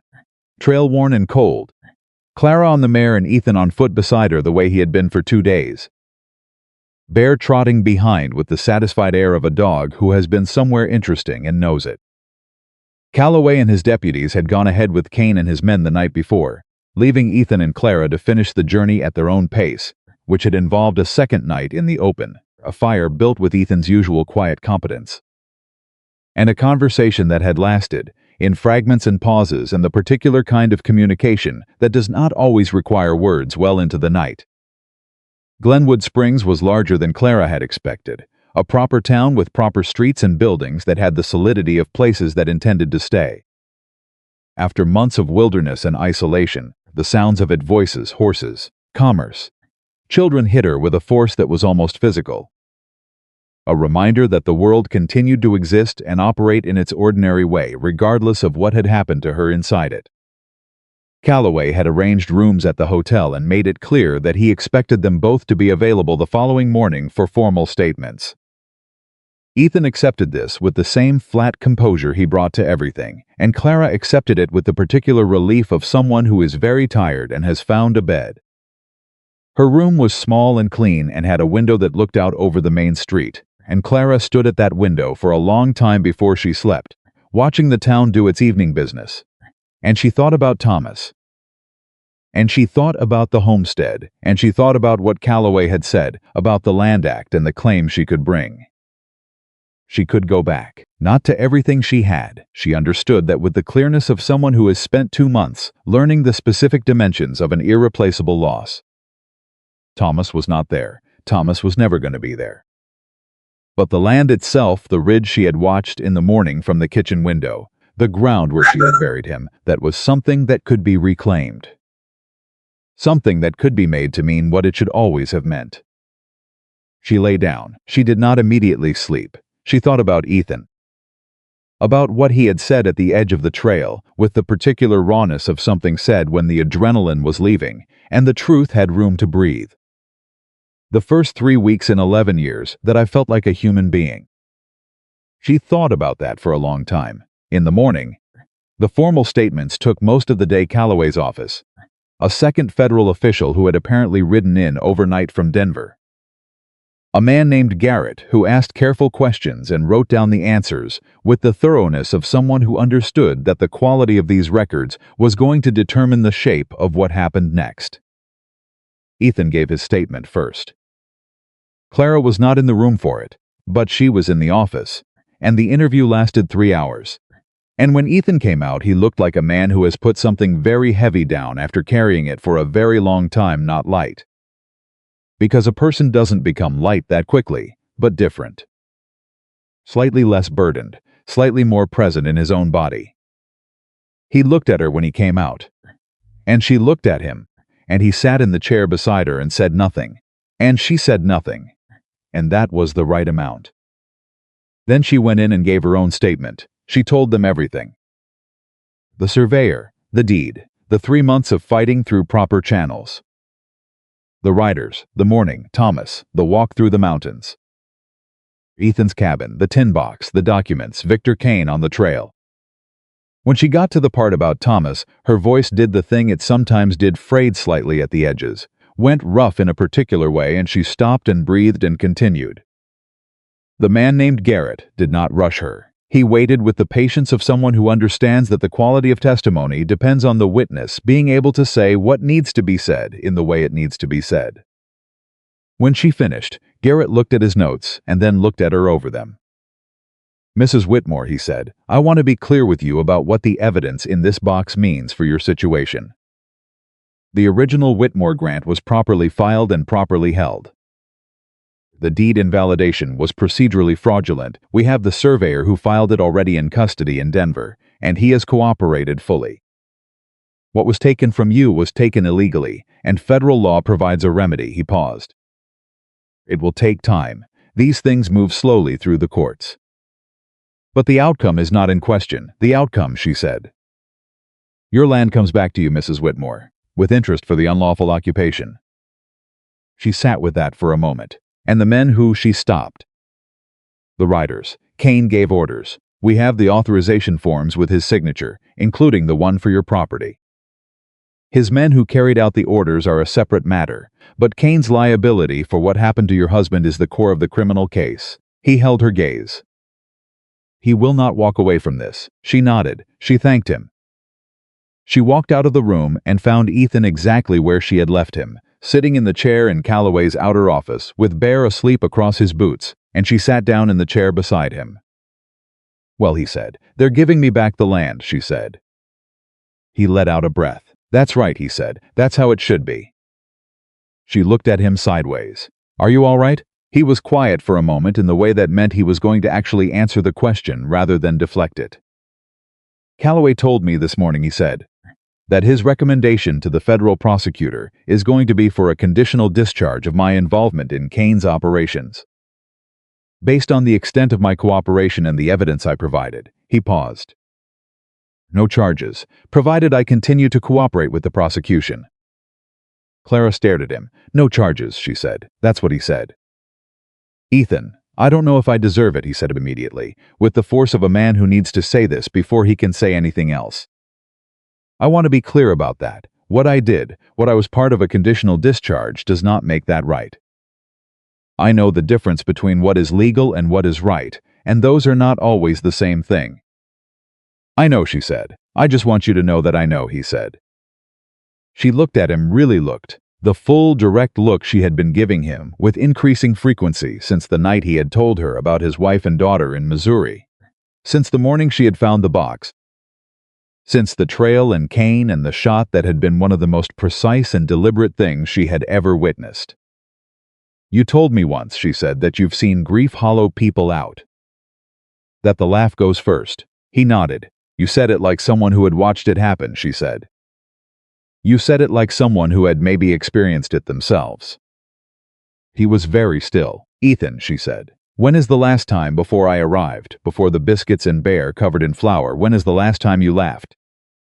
The question sat in the air between them. He looked at her. He looked away. He looked back. "I don't remember," he said quietly. "That's what I thought," she said. She reached over and put her hand on top of his, not tentatively, not in the way of someone testing whether they're permitted to, but with the directness that had characterized everything she had done since the night she knocked on his door with bleeding fists. Her hand on top of his, solid and warm and present. He looked down at it. He did not move away. "I have to go back to the homestead," she said. "I have to go back and make the claim properly, and file the paperwork, and see what's left of the structure after the winter." She paused.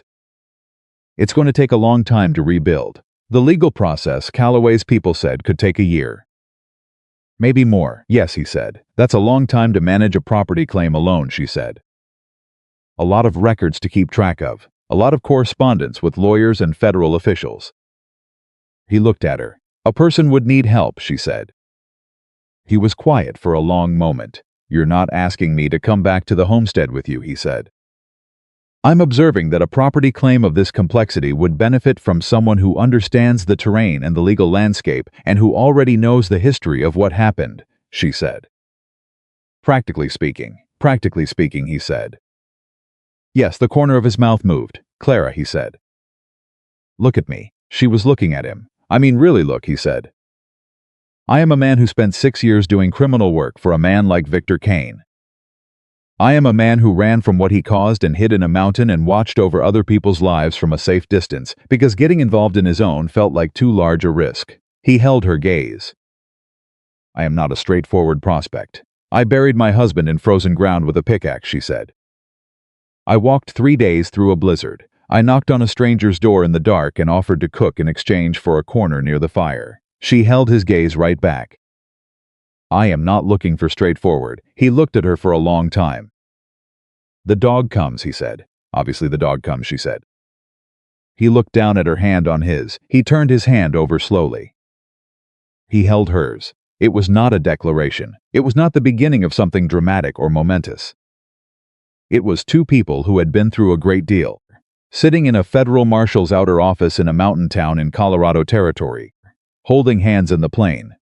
A quiet of people who have decided that the other person is worth holding on to.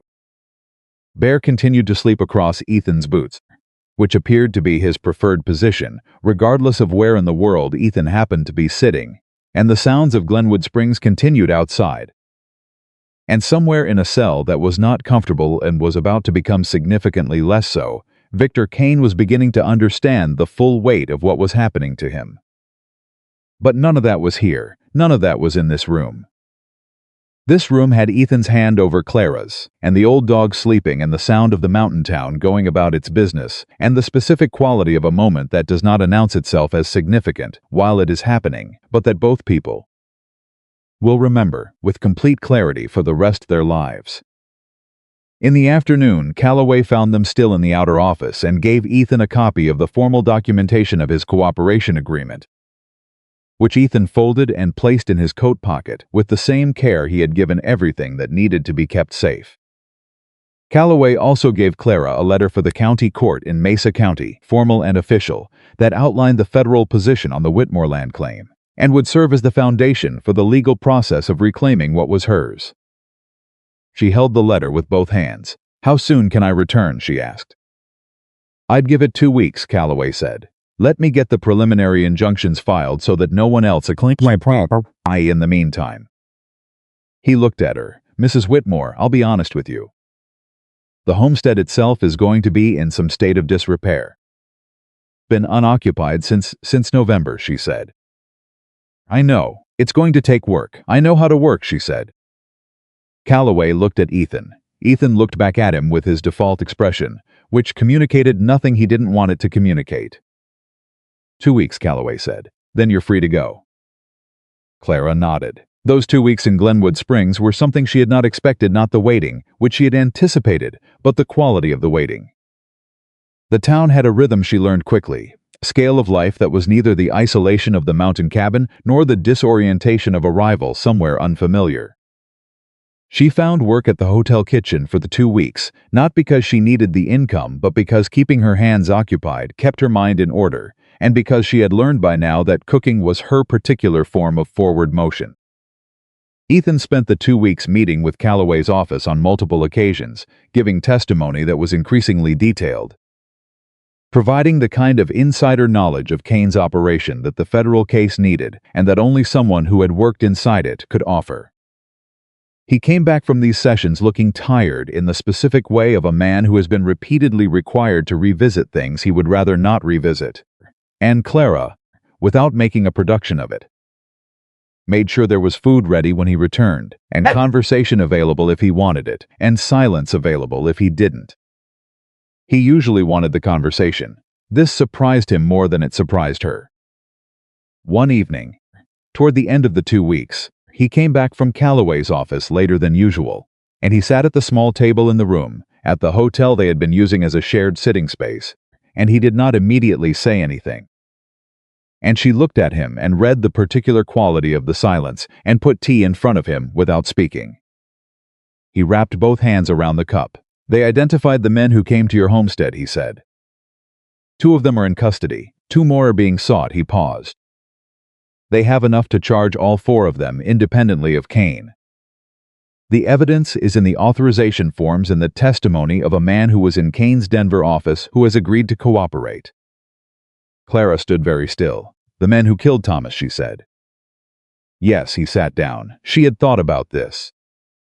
She had thought about it in the way you think about things that are too large to think about directly in pieces, at an angle sideways.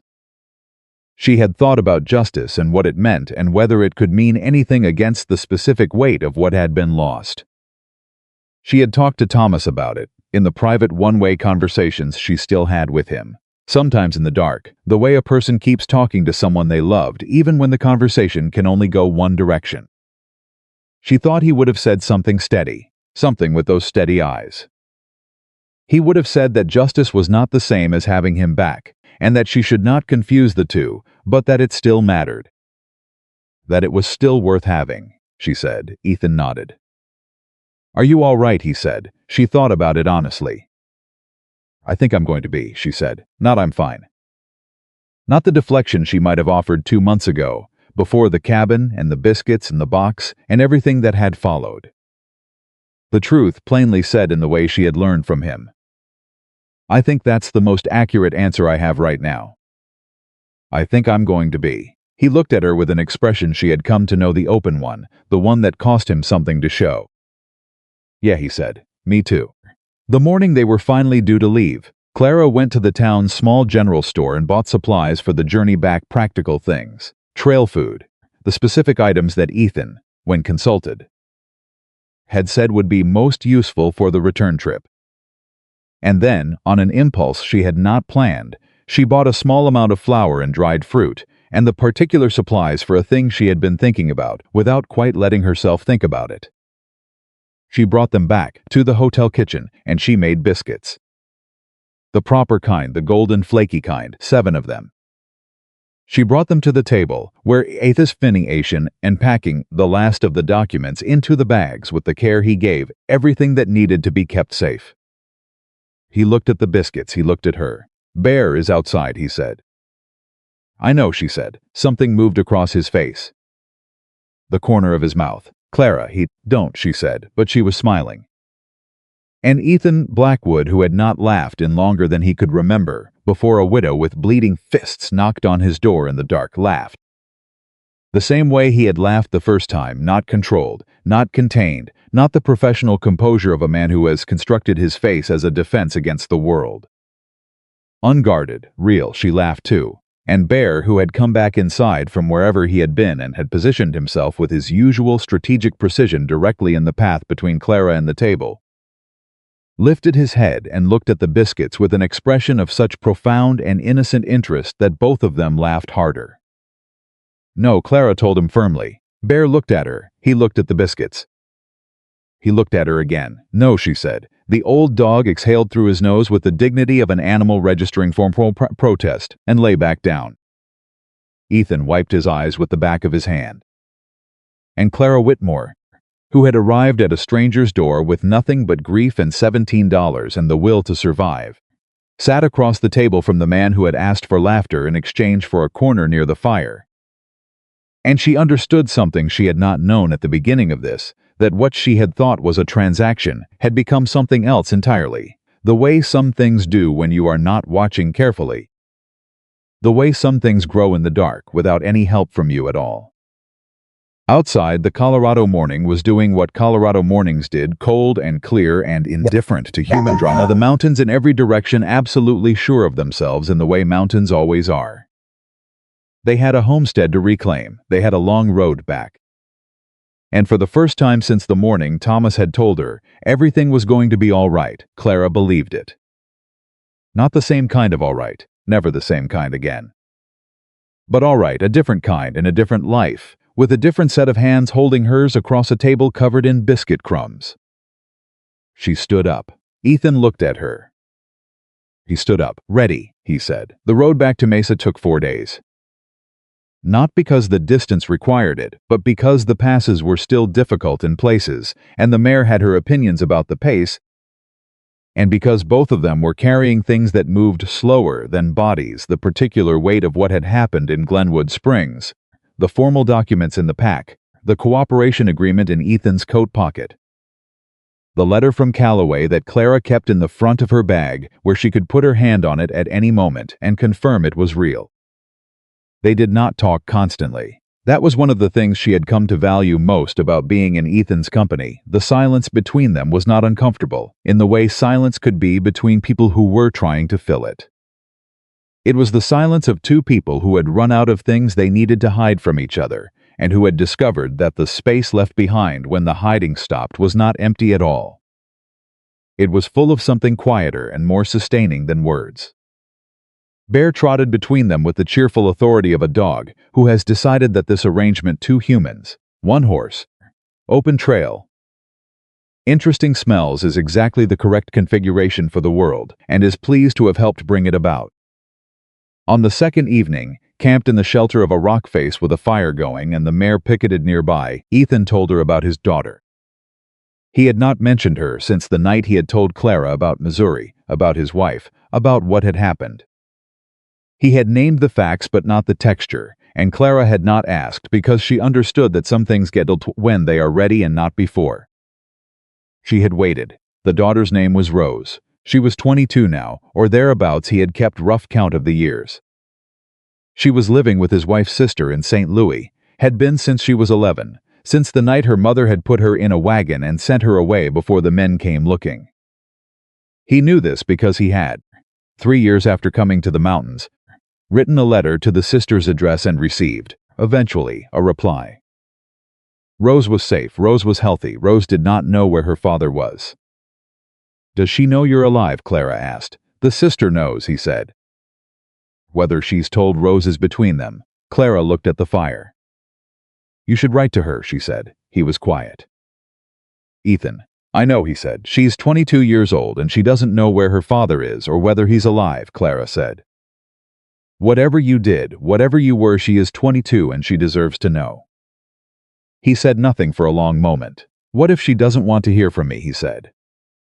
The question was quiet and without self-pity, just the plain statement of a fear, which she understood was the most difficult kind of thing for him to say. "Then you'll have your answer," Clara said, "and it will hurt. And you'll carry it the way you carry everything else, honestly, and without pretending it doesn't weigh what it weighs." She looked at him across the fire. "But she might want to hear from you, and if you never write, you'll never know." He looked at the fire. "When we get back," he said. "When we get back," she agreed. They reached the lower edge of what had been the Whitmore property on the morning of the 4th day, coming at it from the north, from a direction Clara had never approached it from before. She recognized the ridgeline first. That was the thing she had watched from the kitchen window every morning of the years she had lived there, painted amber and gold in the early light, and it looked exactly as it always had. And the sight of it did something to her chest that was not entirely grief and not entirely relief, but partook of both. She stopped the mare. Ethan stopped beside her. "All right," he said. "Give me a moment," she said. He gave her the moment. She looked at the ridge and she thought about Thomas, and she let herself feel the full weight of it, not the compressed functional version she had been carrying since out the front door without looking back, but the real weight, the complete weight, every ounce of it. She let it in and she held it, and she did not try to move it or manage it or redirect it into something useful. She just felt it. It took the time it took, and then she looked away from the ridge, and she looked at the trail ahead, and she said, "All right," and she moved the mare forward. The homestead itself was worse than she had expected and better than she had feared. The main structure was standing: the walls, the roof, the stone fireplace that Thomas had built by hand over 2 weeks in the first summer, hauling stone from the creek bed 1 barrelful at a time because he had wanted it done right. The outbuildings were in poor shape, the barn door hanging at an angle that suggested the hinges had given way in a winter storm. Inside the main house, cold had done its work: the pipes, what little remained of the food stores, the fabric on the chairs. But the floor was solid, the fireplace was sound, the kitchen window still looked out over the ridge. She stood in the middle of the main room for a long time. Ethan stood near the door, not advancing into the space until she moved, reading correctly that this was something she needed to inhabit alone before she could share it. Bear had no such sensitivity and nosed directly to the kitchen with the confidence of a dog who has decided new spaces are his by default. "It can be repaired," Ethan said from the doorway. "Yes," she said. "The roof is sound, the foundation is good. The chimney will need to be checked before you use it, but it looked clear from outside." She looked at him. He was doing inventory. The way he did everything methodically, practically, beginning with what could be assessed and addressed. She recognized the impulse because she felt it herself. When the emotional weight of something becomes too large, move to the practical. Find the next thing to do. Come in, she said. It's your house too. The words came out before she had decided to say them, and then hung in the air between them with a weight she had not fully anticipated. She watched Ethan go very still in the doorway. Clara, he said. I'm not saying anything formal, she said, and she heard that her voice was steady and direct, and was not going to apologize for what it had said. I'm not making a speech. I'm saying that you are going to help me rebuild this place, and that is going to take a long time, and I don't want you sleeping in the barn. He looked at her. The barn door is broken anyway, she added. Something happened in his face, the full progression of it, faster than she had ever seen it move. From the contained professional expression, through something complicated and undefended, and, finally, at something that was as close to unguarded joy as she had ever seen on Ethan Blackwood's face, and which he clearly had absolutely no idea what to do with. All right, he said. His voice was rough. Good, she said. Now come help me check the chimney. The chimney was clear. By the afternoon of the first day, they had a fire going in the main room, and the basic necessity of habitation restored water, warmth, the fundamental conditions under which a person can function. The barn door was a project for the following morning. The outbuildings were a project for the following week. The legal process that would formally restore the deed to Clara's name was a project for the following months. Everything in its order. In the evening, she cooked the first real meal in the homestead kitchen, a proper meal, the best she could make from the provisions they had carried from Glenwood Springs. The kind of meal that announced that a place was lived in, that it was home again. She cooked it with the full attention she brought to things that mattered, and when it was done, she put it on the table and called Ethan in, from where he had been working on the barn door in the last light. And they ate together at Thomas's table in the kitchen of the Whitmore homestead, with Bear established immovably under the table and the fire going, and the ridge invisible in the dark outside the window. It was an ordinary meal. It was the most significant meal she had made in her life. After supper, she did the thing she had been thinking about since the road back. She went to the chest that Thomas had built in the first year, the one that had survived the winter intact, because Thomas had built it from the same solid logic he applied to everything to last. She opened it and she found, underneath the winter quilts and the spare linens, the small tin of her mother's recipes that she had left behind when she fled, that she had not had the room to carry, and had told herself she would come back for, that she had been afraid she would never see again. She sat on the floor with the tin in her hands. She opened it. Her mother's handwriting, in the particular looping cursive of a woman who had believed that even practical things deserved to be written beautifully. Recipe after recipe on folded paper, accumulated over decades, smelling of the chest and the cold winter and faintly, of something she could not identify, that was specifically the smell of her childhood kitchen. She heard Ethan come into the room. He saw her on the floor with the tin. He sat down on the floor beside her without a word. My mother's recipes, she said. I know, he said. Because she had mentioned them one of the evenings by the cabin fire. In that particular way, things surface when you are talking to someone you trust, not as the main subject, but as the thing behind the main subject, the thing that holds some larger meaning. She held out one of the papers. He took it carefully, the way he took everything that needed to be handled with care, and he looked at her mother's handwriting. She had good handwriting, he said. She believed in it, Clara said. She said that anything worth writing was worth writing, so a person could actually read it. Sensible woman, he said. Clara looked at him, at his profile in the firelight, at the face she had been watching for 2 months, and was still, she understood, only beginning to know. Ethan. He turned to look at her. The question clearly caught him slightly off guard, not because it was inappropriate, but because it was the kind of direct question that most people talked around rather than asking outright. And Clara, characteristically, had asked it outright. He thought about it. He actually thought about it with the seriousness he brought to things that deserved seriousness, instead of deflecting or answering quickly with something safe. I think so, he said. I think that's what this is. I haven't been sure for a while what the word meant. But I think this is it, she nodded. She looked back at the tin of recipes. Thomas used to say that, she said. I think that's what this is. When something was good, when something was right, she paused. He had a gift for knowing when things were right. He sounds like a man worth knowing, Ethan said quietly. He was, she said. And then, because it was true and because saying true things plainly was the only way she knew how to live, so are you. He was quiet. She closed the tin and set it on the chest and stood up, and he stood up beside her. And for a moment, they were standing very close in the small room with the fire going behind them. And she looked up at him and he looked down at her. And neither of them said anything because there was nothing left to negotiate. He put his hands on either side of her face, very carefully, in the manner of someone handling something precious, and he kissed her. It was not dramatic. It was not the kind of kiss that is described in poetry. It was the kind of kiss that happens between two people who have waited longer than they should have, and who have, in the waiting, arrived at a certainty that makes the kiss feel less like a beginning and more like a confirmation of something already decided. She put her hands against his chest. She felt his heartbeat under her palms. She thought that Thomas would have known. He would have taken one look at this man and known. And she thought that Thomas, who had had steady eyes and who had meant everything he ever said, would have been glad. She was glad. When they stepped back from each other, Bear was sitting in the doorway watching them, with the expression of a dog who has been waiting for the humans to figure this out for several weeks, and is relieved that the process is finally complete.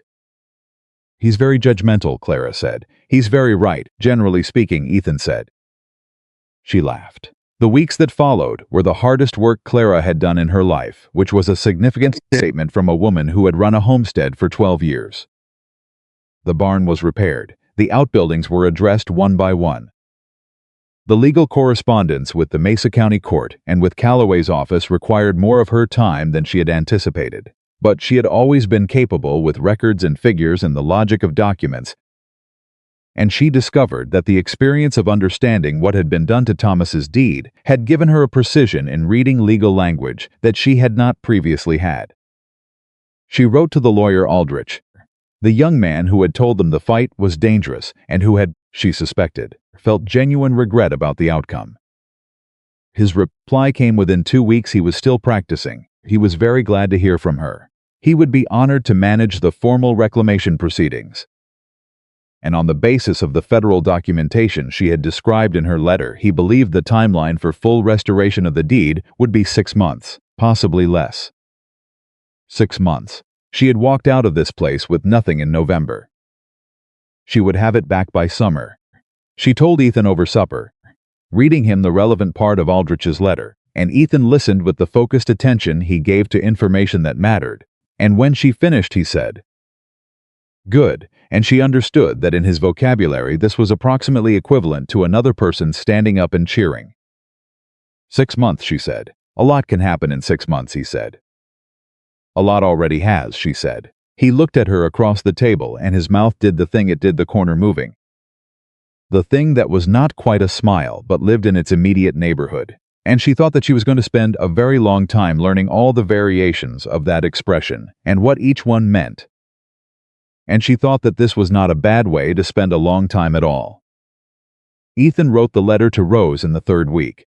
He wrote it at the kitchen table on a Sunday morning while Clara was cooking, and he wrote it the way he did everything, slowly, carefully, without waste.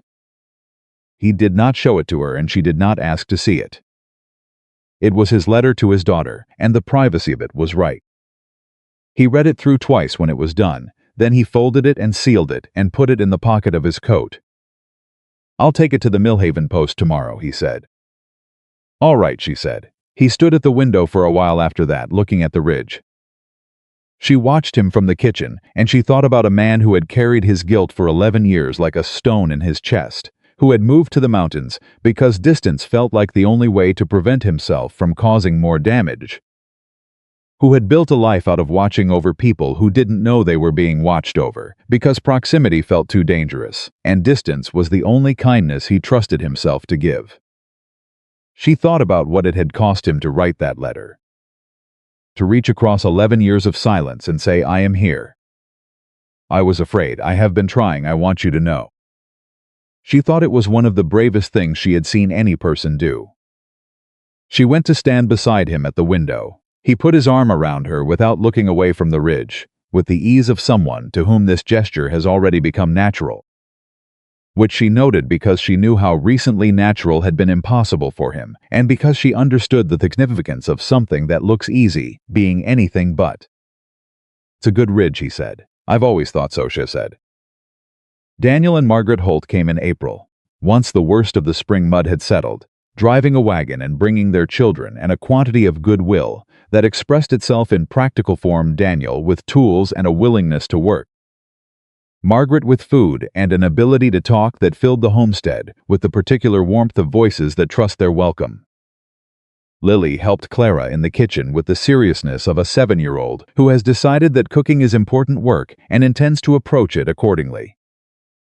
James had decided, somewhere between Ethan's cabin and this visit, that Ethan was the most interesting person he had encountered in his young life, and followed him at a consistent distance of approximately 4 feet for the entirety of the visit, observing everything with the large-eyed intensity of a child conducting thorough research. Ethan bore this with complete equanimity. On the second afternoon of the Holtz's visit, Clara looked out the kitchen window and saw Ethan crouched down in the yard, at James's level, apparently explaining something about the way the barn had been repaired. And James listening with his entire face in the way children listen when they are genuinely interested. Ethan was talking more than she had seen him talk to anyone except herself, using his hands slightly, and James was asking questions she could tell from the rhythm of it, even through the glass, and Ethan was answering them. She watched this for a while. Margaret came to stand beside her. "He's good with children," Margaret said. "He's good with anyone who's actually paying attention," Clara said. "He just usually doesn't get the chance." Margaret looked at her sideways. "You're happy," she said. "Yes," Clara said. "It shows," Margaret said simply. That evening, all of them around the table, too many people for the chairs, the children sharing, Bear navigating the crowded floor with his usual strategic patience, Ethan told the story of the bull elk and the trail. Flat, uninflected, exactly as he had told it to Clara weeks ago in the mountain cabin, with the same complete lack of dramatic embellishment that was somehow funnier than any embellishment could have been. Daniel Holt laughed so hard he had to put his fork down. Margaret laughed until her eyes watered. Lily looked between the adults with the expression of someone working very hard to understand what was funny and determined to get there. James, who had not taken his eyes off Ethan for most of the meal, waited until the laughter settled and then said, in his small, deliberate voice, "Did you go back to the same trail after?" Ethan looked at him. "Yes," he said. "Was the elk still there?" "Yes," Ethan said. "Waited him out," Ethan said. "About 2 hours. James considered this carefully. "Did you win?" he said. "We came to an understanding," Ethan said. James nodded, satisfied, as though this was exactly the correct resolution to the situation, and he was glad to hear it had been handled sensibly. Clara laughed. She was laughing more than she had laughed in a very long time, not because the grief was gone, because it was not gone and was not going to be gone, but because she had learned, in the month since a mountain man had asked for laughter as the price of shelter, that grief and laughter are not opposites, that they can exist in the same heart at the same time. That laughter is not a betrayal of what has been lost, but an insistence on what remains. That the heart is larger than the loss, always, even when the loss is enormous, even when you cannot feel the edges of it. She had learned this from a man who had asked for it when he gave her shelter, who had known, without being able to explain how he knew, that the thing she needed most was not the shelter itself but the evidence that laughter was still possible. That it was still in her, that it had survived everything. He had been right. She looked at him across the crowded table, and he was looking at her. And the look they exchanged over the Holt family and the laughter and the food and the children and the old dog navigating the legs of the chairs was the kind of look that happens between two people who have chosen each other with full knowledge of what choosing costs and have decided the cost is worth it. He tipped his chin slightly. She nodded back. It was enough. It was, in fact, exactly enough. In June, when the formal deed restoration came through Aldrich's letter arriving on a Tuesday morning, thick with the satisfying weight of official documentation, The Whitmore name restored to the property record of Mesa County in the state of Colorado. Clara sat at the kitchen table with the papers in front of her for a long time. Ethan sat across from her. "Read it out loud," he said. She read it out loud. The legal language was dense and deliberate, and she read every word of it, because every word was the institutional acknowledgement of what had been taken and what was being returned, and it deserved to be read in full. When she finished, she set the letter down. She put both palms flat on the table. She thought about Thomas, about the steady eyes and the consistent truth of him and the morning he had said everything was going to be all right. She thought about what he would make of this moment, this specific moment, the deed in his wife's name, the property restored, the men who had taken it facing federal prosecution, the mountain man sitting across his kitchen table. She thought Thomas would have understood, not without grief, not without the complicated feeling of a man seeing his wife move into a future he wasn't in, but with the genuine, specific goodness that had been the actual content of Thomas Whitmore. He would have understood. He would have been glad of the justice. He would have been glad of her happiness. He had always been glad of her happiness. "Thomas would have liked you," she said. It was not the first time she had said this to Ethan. She had said it on the trail, in the aftermath of Cain, and he had received it then with the complexity of a man who didn't know what to do with it. He received it now differently. "I hope so," he said. And he meant it. She could hear that he meant it. He would have, she said. "I know it completely." A letter came from St. Louis in July. It arrived in the Millhaven Post, and Ethan brought it back from his monthly supply run, and he came through the door and handed it to Clara without a word, and she saw the return address, and she handed it straight back to him. He stood in the middle of the kitchen holding it. She turned back to what she was doing at the stove and gave him the privacy of his back, which was the gift she knew how to give. The gift she had learned from him, the gift of presence without pressure, of being in the room without requiring a person to perform their feelings for your benefit. She heard the sound of the envelope. She heard the quiet. She heard, after a long time, a sound she could not entirely identify, small and rough and quickly contained. The sound of something a man makes when he has been holding something in for 11 years, and something on a piece of paper has made the holding no longer possible. She turned around. Ethan was sitting at the table with the letter in his hands, and his face was doing something she had not seen it do, something entirely new in her experience of it. Something that was past the unguarded expression and the open expression and all the other expressions she had catalogued and understood. He was crying, not dramatically, not with the complete collapse of a person overcome. In the quiet, controlled way of a man who almost never does this and whose body has not quite forgotten how. She crossed the room and sat beside him. She put her hand on his back. He held the letter out to her. She read it. Rose had written 3 pages. The handwriting was not like her mother's. It was smaller, more contained, the handwriting of someone who had learned to be careful. But the words were not careful. They were the words of a 22-year-old woman who had spent 11 years with a question in her that had no answer, who had been told her father was alive, that he had written, that he was in Colorado, and who had picked up a pen and asked every question she had been holding. "Where are you? Are you well?" The aunt had told her something of what happened, not everything, the version a child could be given at 11, and that a young woman could be given more of now. She was not angry in the letter. She was not forgiving either. She said plainly that she didn't know yet how she felt about the years, that she needed time and more letters before she could answer that. But she was asking for the letters. She wanted to hear from him. Clara set the letter down on the table. "She wants letters," she said. "Yes," Ethan said. "Then write them." He nodded. She stayed beside him with her hand on his back, and neither of them said anything further because there was nothing further to say. Some moments are complete in themselves. Some moments don't need the addition of words. This was one of those moments, the weight of 11 years, and a daughter's handwriting, and the particular mercy of a letter that says, "I am not closing the door." Bear came and put his gray muzzle on Ethan's knee. Ethan put his hand on the dog's head. Outside, the Colorado summer was doing what Colorado summers did, full and bright, the ridge in all its amber certainty, the homestead solid around them, the crops growing in the ground that Thomas had once said would be good ground if they gave it time. He had been right about that too. He had been right about a lot of things. By the end of the summer, the barn was fully repaired, the crops were in, and the homestead was running with the particular efficiency of two people who have figured out how to work together, which is not the same as working the same way, but means understanding how the other person works, and building around it the way good structures are built, each part knowing its load. Ethan handled the heavy labor, the stock, the hunting, the trail maintenance, and the twice-monthly trips to Millhaven for supplies and post.